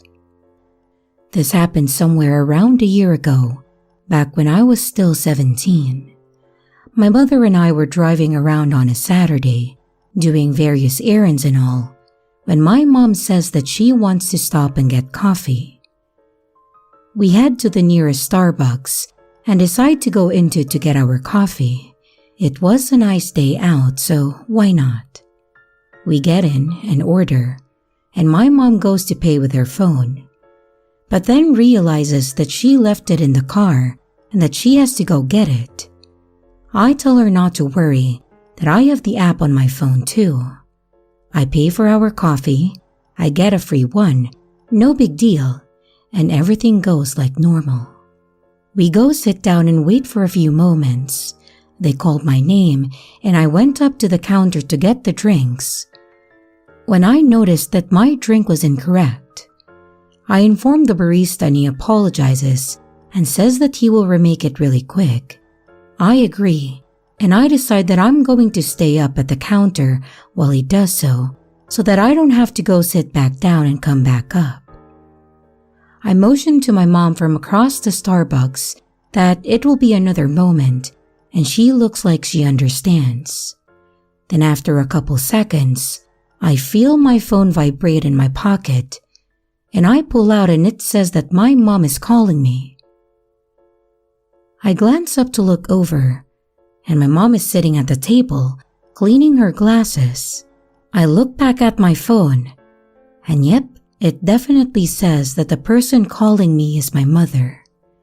I kind of laughed at first, thinking she must have pocket dialed me, so I decided that I'm going to answer it. I swipe and put it up to my ear, expecting to hear rustling and the ambience of Starbucks. But when I answer, it sounds like someone is crunching paper in front of the microphone. I could hear a strange sound in the background of the static. It was kind of like that tone you get when you turn a radio dial really slow and the channels that are out of range try to fade in and out. That really strange high-pitched sound. I was genuinely confused. I said hello to see if somehow my phone had picked up someone else's call or something. And after a few more seconds of static, I could hear the voice come in a bit clearer. But the only thing I heard it say was, "Do you want to get coffee?" It almost sounded like the conversation we had just before we decided to get Starbucks, like it was recorded and being played back into my ear through a radio or a tape player or something like that. And after a couple more seconds, the call just sort of fades out and then ends. I stare at my phone in confusion, but in the end, I just shove it in my pocket and grab our drinks. I get back to the table and I mention to my mom that I think she somehow pocket dialed me. And she then reminds me that she left her phone in the car and that's why I had to pay, something that I had somehow immediately forgotten. This just made the whole situation weirder. I show her my recent calls and it shows that I did in fact receive a call from her, and it lasted 46 seconds. We take our coffee and head out to the car. And lo and behold, her phone is sitting on her dash clip in plain view. She checks it, and when we get in, and much to both of our surprise, her recent call shows that her phone did have an outbound call to my phone at the same time. There was no one else in the car. Her doors were locked, and there was no way someone would have broken in, grabbed her phone, called me, played back a recorded conversation, then hung up and locked the doors again. Honestly, neither of us have any explanation as to how this happened. But part of me thinks It was some sort of alternate dimension or alternate timeline call, one where I hadn't gone with her to run errands, and she called me asking if I wanted to get coffee.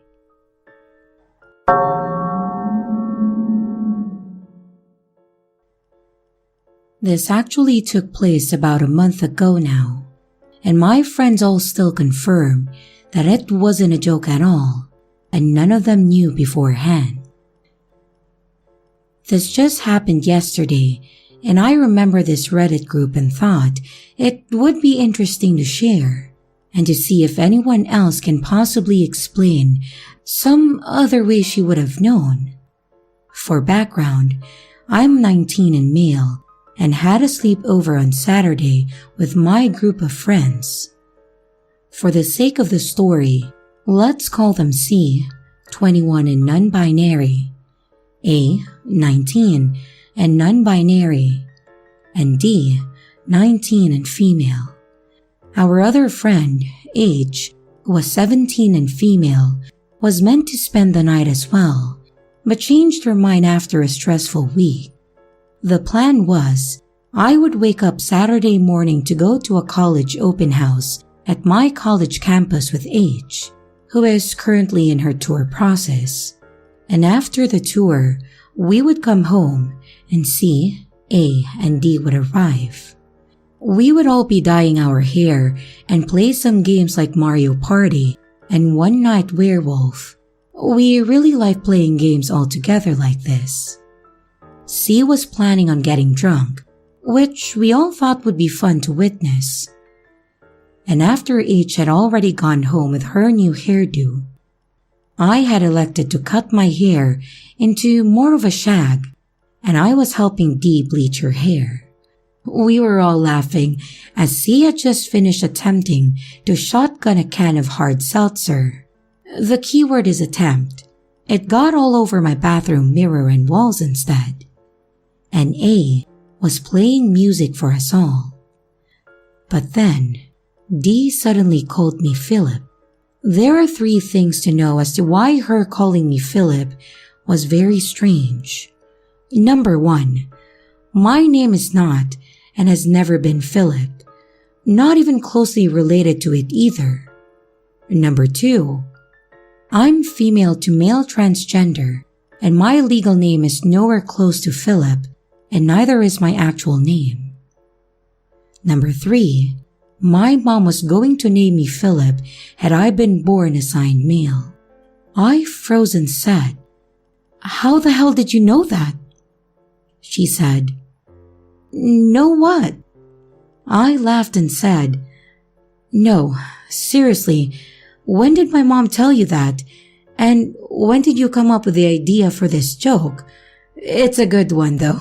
You spooked me for a second there." And she answered, "I don't know what you're talking about. I just think you give Philip vibes. That's it." I explained to my friends that my mom had wanted to name my older brother Philip, but his dad objected, and so she saved it for her next kid. When I came out and the doctors declared me female, she scrapped Philip, and her and my dad came up with something else relating to a movie character that my mom admired. My friends all confirmed that my mom hadn't mentioned it at any point that day or prior. Normally, I would think they were pulling my leg, but even my mom confirmed and pointed out, why would I even bring that up with them? Given that even my severely drunk friend, C, was dead serious.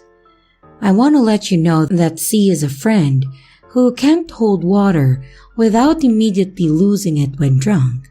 We can't even make eye contact without a "don't look at me" and an eruption of giggles. I'm inclined to trust them. Plus, after how freaked out I looked, they would have spilled the beans by now. D swears that she doesn't know how she knew about it. She just had this feeling that I had Philip vibes. Or should have been a Philip. Does anyone have any other ideas? 'Cause I'm at a loss. and I'm becoming convinced that this was some sort of glitch in the matrix or a case of morphic resonance fields or something.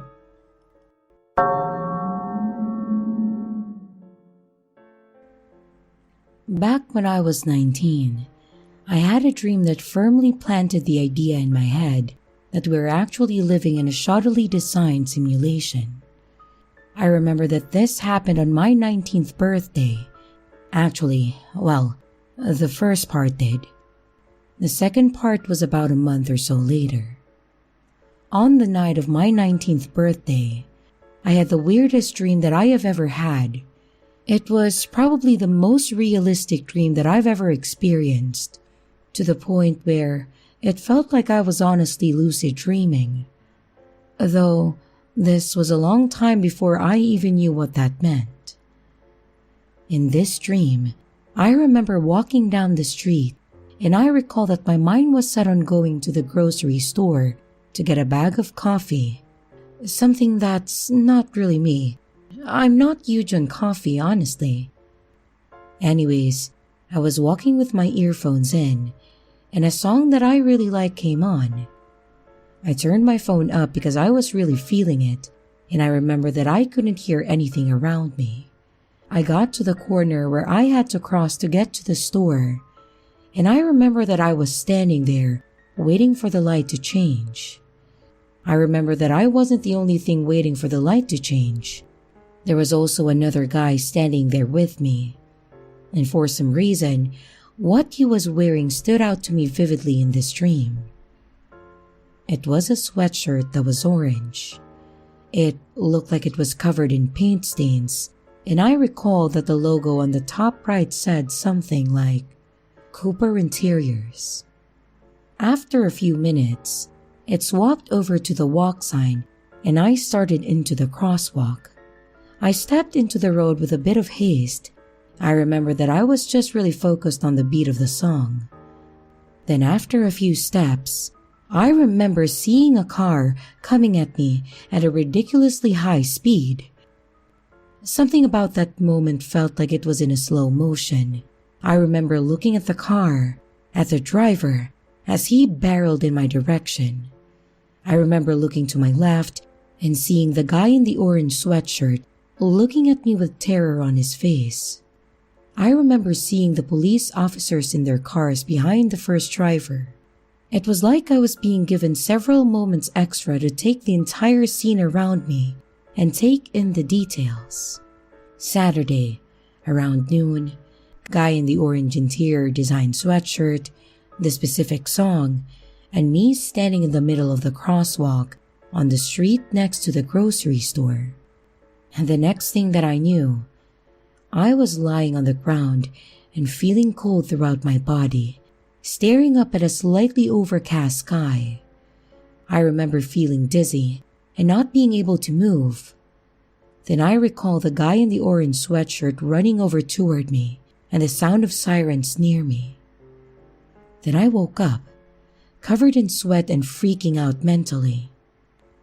That dream legit felt like it had happened in real life, almost to the point where I wanted to believe that I actually died and essentially loaded a save file, or something like that.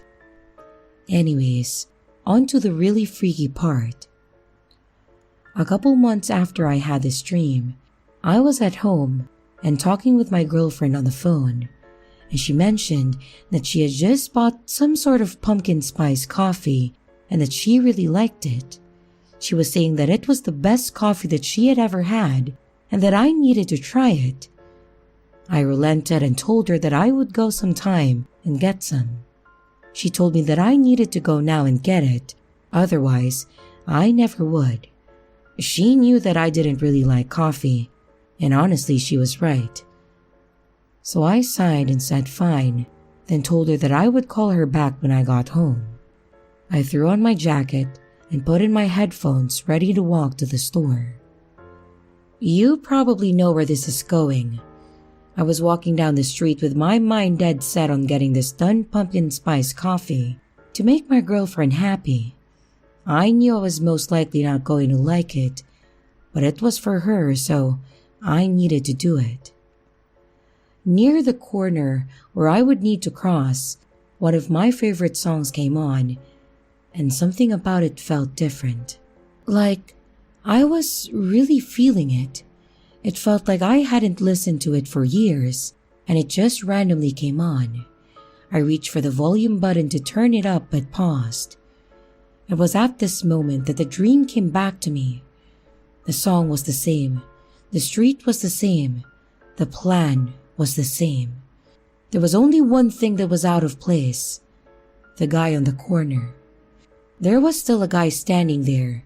He was still wearing a paint-stained sweatshirt, and it still said Cooper Interiors. But it wasn't orange. It was really pale blue. I was just standing there and staring at the light, waiting for it to change, and thinking about how that dream went. I pulled my earphones out for a moment and just kind of stood there. And within seconds, I heard police sirens heading in that direction quickly. The light changes over to walk, and at that moment, I felt strange. I got that cold feeling all over again that I had in my dream, almost like it was reminding me what would happen if I did walk.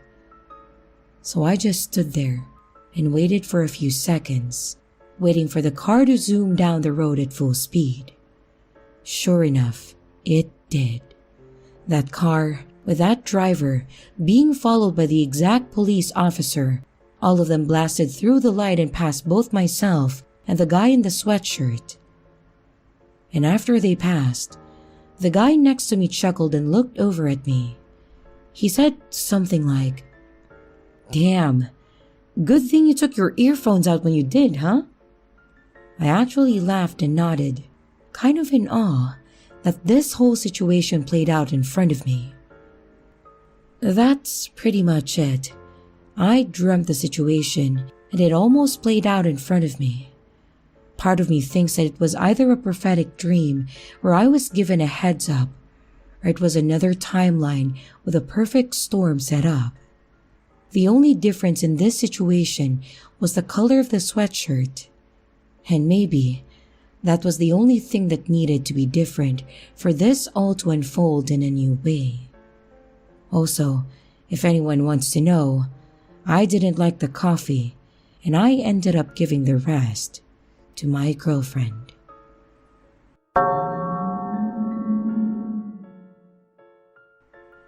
A few years ago, I was about to turn into my driveway. I was having my ass ridden by some guy in his BMW. The street had a crazy curve to it, and to get into my driveway, it was sometimes necessary for me to pull a bit closer to the curb to swing the car into the driveway. Well, I slowed down, and this guy with no patience in the BMW decides to zoom around me. In his defense, I forgot to signal, and he clipped the front of my car, tearing the front bumper off and breaking the driver's side headlight. Luckily, nobody was hurt, and besides the guy being a complete asshole, the damage to both vehicles was minimal. I got into the street and picked up the parts of my bumper that flew off and came across the plastic headlight. It was flat but curved, and I thought that I was lucky because when I got hit, I thought it had been broken. I bring it over to the car to see if it will fit back on, and it won't. Not because of the damage, but because it was made for the passenger's side of the car. I checked the passenger's side, and sure enough, the headlight was still there. I tried again and again to see if I was losing my mind, but no matter how I positioned the headlight that I found, it was not made to fit on that side, and it was meant for the passenger side. I thought maybe I had picked up someone else's, or maybe that BMW guy's headlight. So I checked the part number against the one on my passenger side, and sure enough, they matched. I showed my dad and my friend, and neither could figure out or explain it.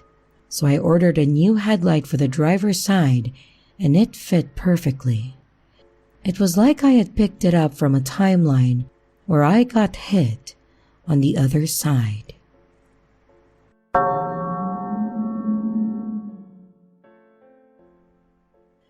This is probably the only glitch event that I've ever experienced, and it was one that was really strange to me. It's one of those things that honestly keeps me up at night sometimes, and it starts to bother me more than it should. Or maybe the fact that this happened and I can't forget it is a form of glitch in and of itself. Or maybe it's not a glitch and just something that happened. But honestly, it doesn't feel like a coincidence as much as something being broken in reality. It was a couple years ago, I think back in the summer of 2018. My wife and I had a few days off of work together, and we decided that we should go see her grandparents on the other end of the state. It's one of those drives that you can do in one go and not stop for anything other than gas, around 9 to 10 hours, if you really have the willpower to do so. And that said, my wife doesn't have the willpower for long drives, so we had to stop at least once during the drive. She's looking at maps on her phone, and she sees that there's a convenience store or a gas station a couple exits ahead, and she asks if we can stop. I, of course, agree, and we plan on getting off in the next exit. We make the exit and pull up to the station. She tells me that she'll be right back, and I decide to get out and walk around the car to stretch my legs. And then I fill the tank preemptively. I'm watching the numbers roll on the pump and waiting for her to get back, and after a few moments of waiting, I get back in the car and I'm waiting impatiently. She then comes out and has a look of shock or confusion on her face. I was just thinking that maybe there was a weirdo in there or something. But then she gets in the car and tells me that she had the strangest thing just happen. I ask her what, and she tells me that the clerk in the station looked like my long-lost brother. I laughed at her and said, "Oh, really?"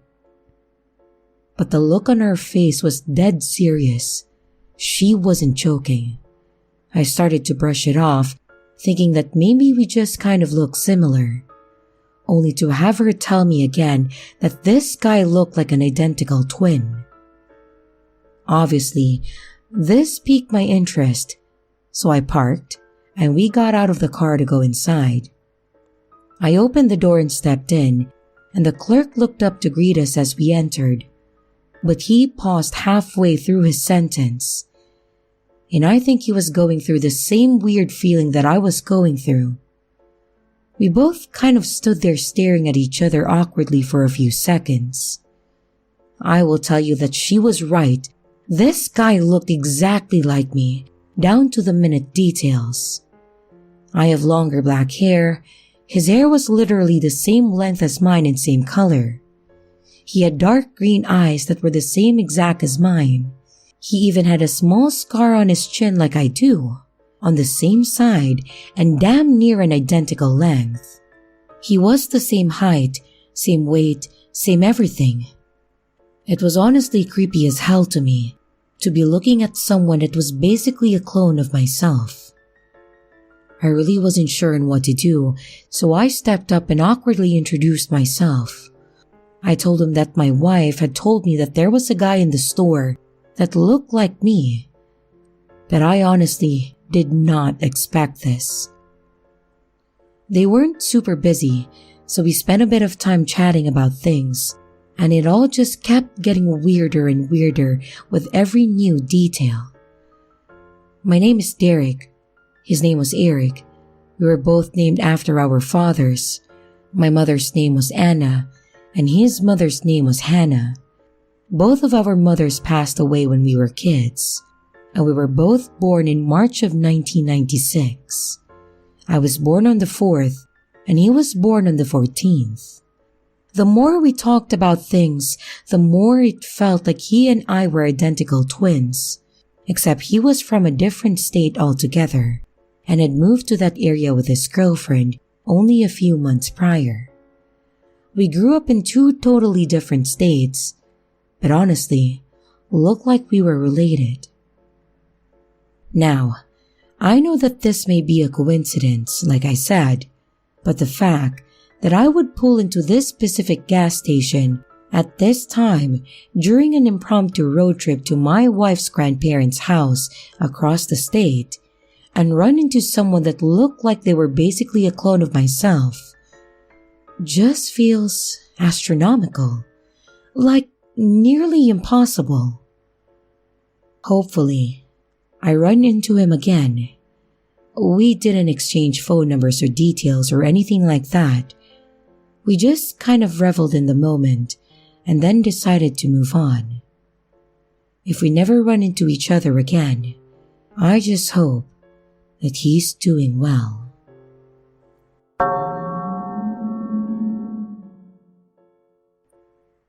When I was 16, I took an SAT prep class to improve my score and then get into a good college.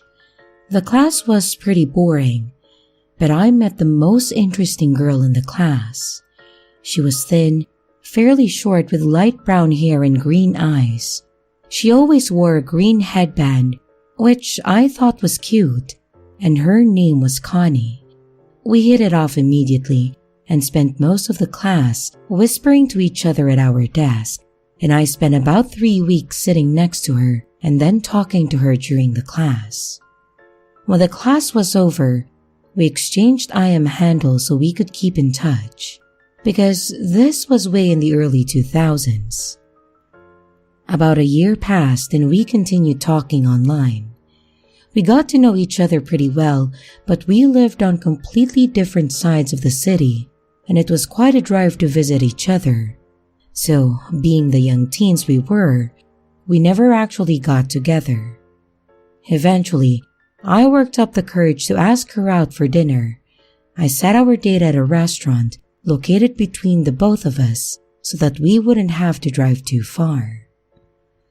The time for our date rolled around and I headed to the restaurant to meet her. I walked in and saw her sitting in a booth with two older individuals at the far side of the establishment. She looked exactly like she did in class. Thin, light brown hair, green eyes, and she was wearing her signature green headband. I approached her and said hello, and I gave her a hug and sat down next to her in the booth. I assumed that these two older individuals across from us were her parents. Odd, I thought, but maybe they were there to chaperone. But I could tell immediately that something was wrong. The two older individuals looked very confused, surprised, almost bewildered, and the look on Connie's face was also one of perplexity. Eventually she said, who are you? I was shocked. I said, I'm Jason. Remember we set up a date for tonight? I assume these are your parents. It's very nice to meet you. And I reached out my hand to shake her parents' hands. They didn't return my handshake. Instead, they simply looked at their daughter and said, "Oh, didn't you forget to tell us about this, Sarah?" "Sarah?" I said. "You told me your name was Connie." She looked absolutely puzzled and said, "I'm sorry. You must have me confused with someone else." "Oh, my mistake," I replied. I then scratched my head and headed out of the restaurant to my car. I was embarrassed. Maybe she just didn't want to go out with me, I thought. She could have at least just said no instead of leading me on the charade. Defeated and humiliated, I decided to just head home. When I opened the door to my car, I heard a voice behind me say, "Hey, Jason!" And then I turned around. It was a tall, light blonde-haired woman with a large round face and blue eyes. Do I know you?" I said. "It's me, Connie. We had a date planned, remember? Where are you going?" she said. We went inside and had dinner. She was definitely Connie. She remembered all of our previous conversations over the past year. But she looked nothing like the girl that I met in class. And when I asked her why she stopped wearing her green headband, she had no recollection of ever wearing or even owning this type of headband. And up until today, I can't explain it.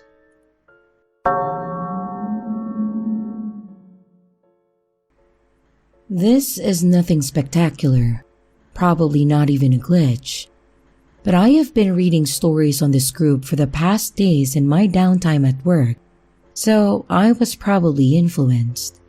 But it happened this morning, and later while reading, I thought to myself, well, I could actually post it here. It's not so different from any other stories. Anyway, in my office we have a coat hanger with many branches, and at the end of each branch, there is a small black plastic ball, probably to protect the clothes from the sharp edges or something like that. I have been here for a few weeks, and I noticed that the balls come off pretty easily while you hang or retrieve your coat. This morning, I went to hang my jacket and bag as usual, and I heard this ball falling on the floor. I picked it up, and I stood to put it back on its place, and there was no missing ball anywhere. All the branches had their ball, and yet I had one ball in my hand. I look around and under the other coats, but all the branches had it. It could be a spare ball, but where did it fall from then? Maybe it was one of the edge of a nearby piece of furniture, but I used that to stock stuff and I never saw it there. Yet, it's a possible explanation. But I still thought that I would post it here and thought someone may enjoy it.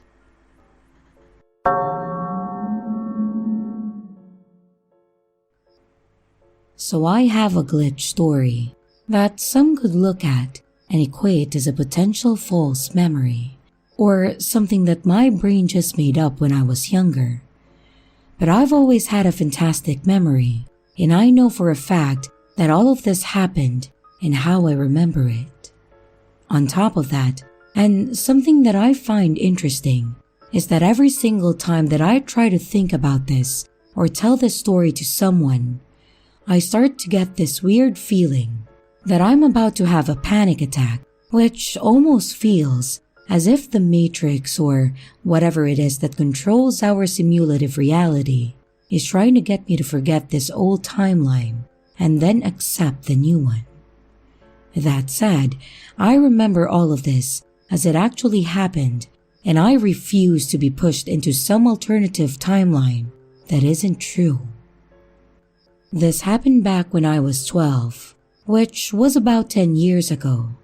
Now, I know that some of you may say, "You were a kid, so you probably just don't remember it right."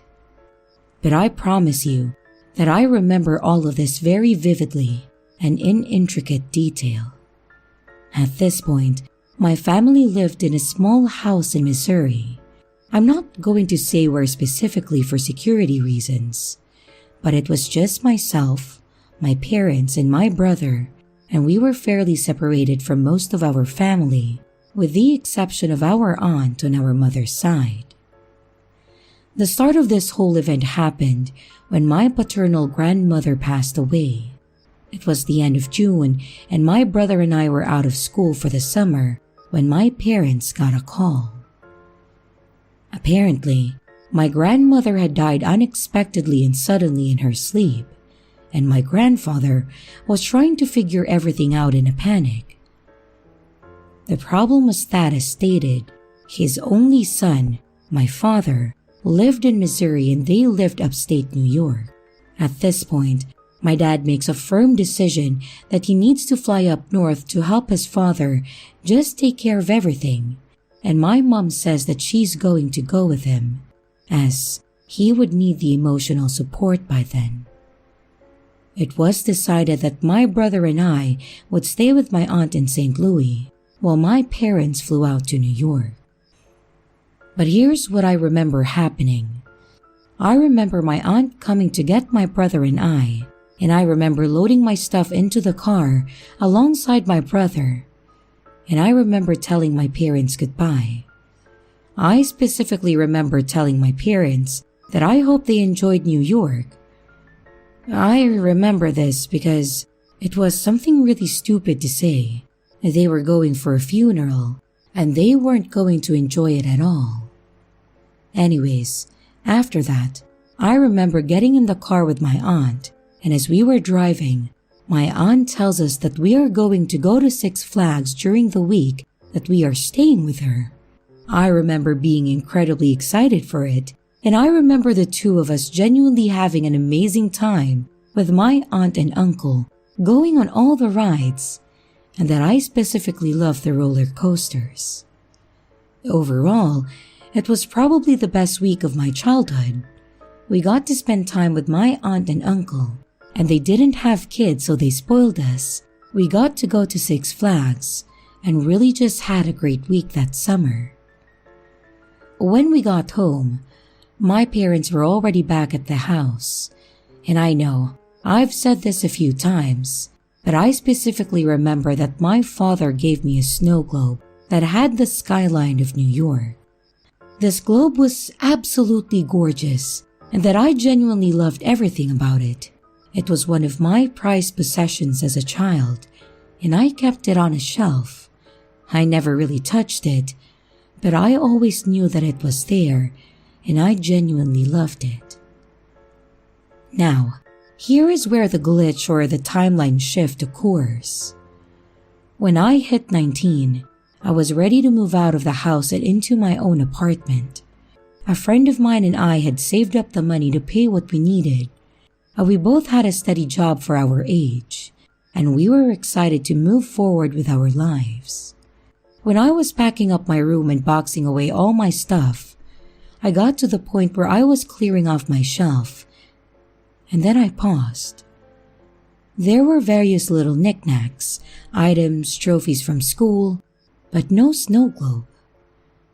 I just kind of sit there and stare for a moment, trying to think about where I could have put what I considered to be one of my most cherished items as a child. I called my mom into my room and I asked her if she or dad had moved my snow globe to another shelf in the house, or if she'd seen it. My mom then asked me what snow globe I'm talking about. I tell her the one that she and dad got for me from New York. And my mom just stares at me confused and says that she and dad had never been to New York. When she said this, I started to feel incredibly strange inside, almost like having a panic attack feeling. I stepped down from the ladder and I tried to ask if she was feeling okay, and if she had forgotten when the two of them went to New York when Grandma died. And she again asked what I was talking about. I called my dad into the room and tried to talk to him about it, and he was just as confused, saying that they never went to New York ever. I tell them that when I was 12, Grandma had passed away and Grandpa was panicking because he didn't know what to do. I said that the two of them flew to New York to help him out, and my aunt came to get my brother and I, and we stayed with her in St. Louis, and that we all went to Six Flags while we were there. Then, it got even more confusing. My dad's face twisted into genuine confusion, and then he said, "Yes, when you were 12, my mother passed away unexpectedly. But they lived in Chicago. We drove to your aunt's house on the way there. She didn't come and get you."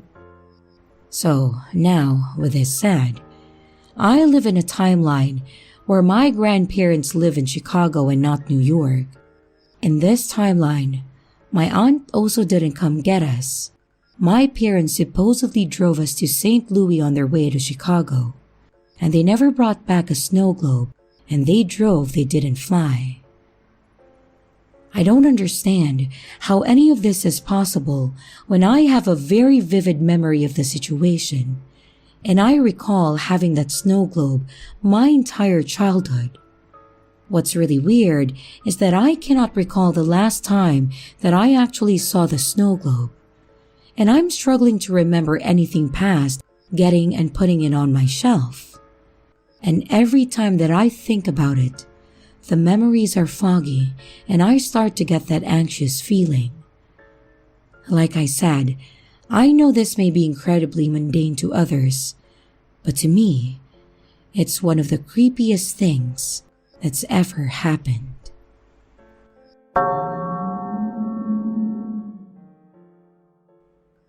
Last Wednesday, a co-worker and I got pizza for lunch to split.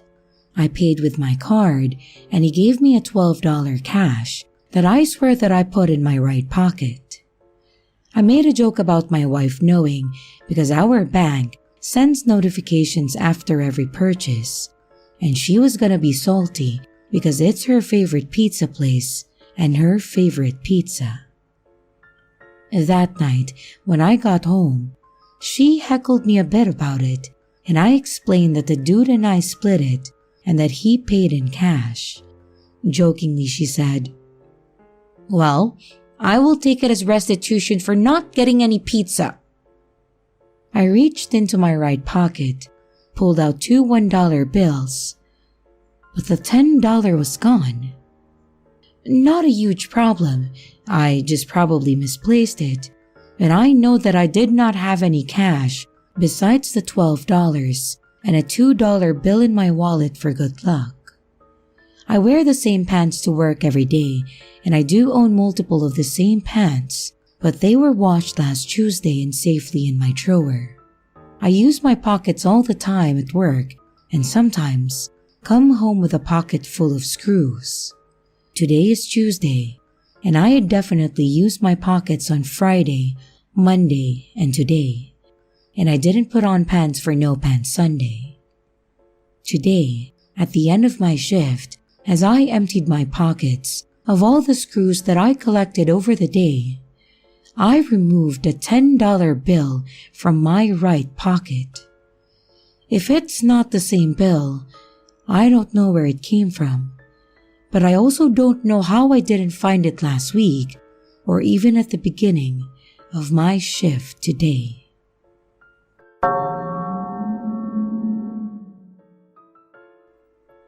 So to give some context, I'm in Oxfordshire, UK, and earlier today while me and my family were driving home, I noticed an unusual plane. The reason it was unusual was because it was completely white. It had no logos or any of that sort. It's worth me pointing out that, as I was the one driving, I wasn't able to get the greatest of looks. Well, anyway, the plane was kinda low, perhaps having just taken off or coming into land. But the strange part here was that the plane appeared to change color. To elaborate, the plane was white initially, which was unusual enough, but changed to a gray color.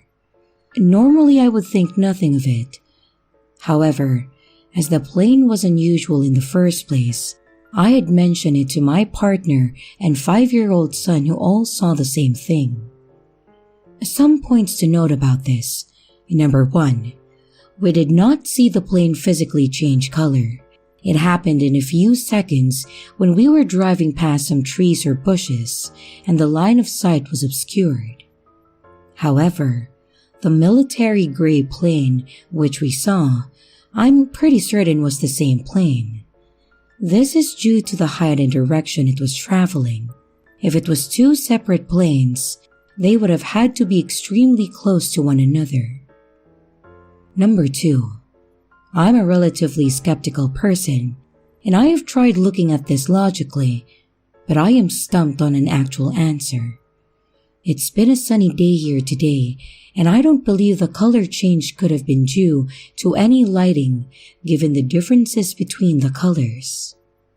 And lastly, number 3, if we are in a simulation, then the easiest way to describe what we saw was a rendering glitch, which means that the colors took a little too long to load. Again, this would have been something that I'd brushed off had I been the only one to witness it. But now, I'm curious to hear others' thoughts and experiences. Hello everyone, it's your creepy sister here. Thank you so much for watching the video. I really appreciate each and every one of you. But I would also like to thank my amazing patrons, my top tippers, and my dearest channel members. Thank you very, very much. I really appreciate it with all of my heart. If you want to support the channel further, you could also choose to become a patron, a tipper, or a channel member. But remember, it's appreciated, but never a requirement. I would also like to announce that we have merch now. The link is in the description of the video, along with all my other social media links, like my Discord server, Twitter, Instagram, and others. You can connect with me and send your stories there. And don't forget to like and subscribe if you haven't yet, and comments are highly appreciated. And remember, your fear feeds me.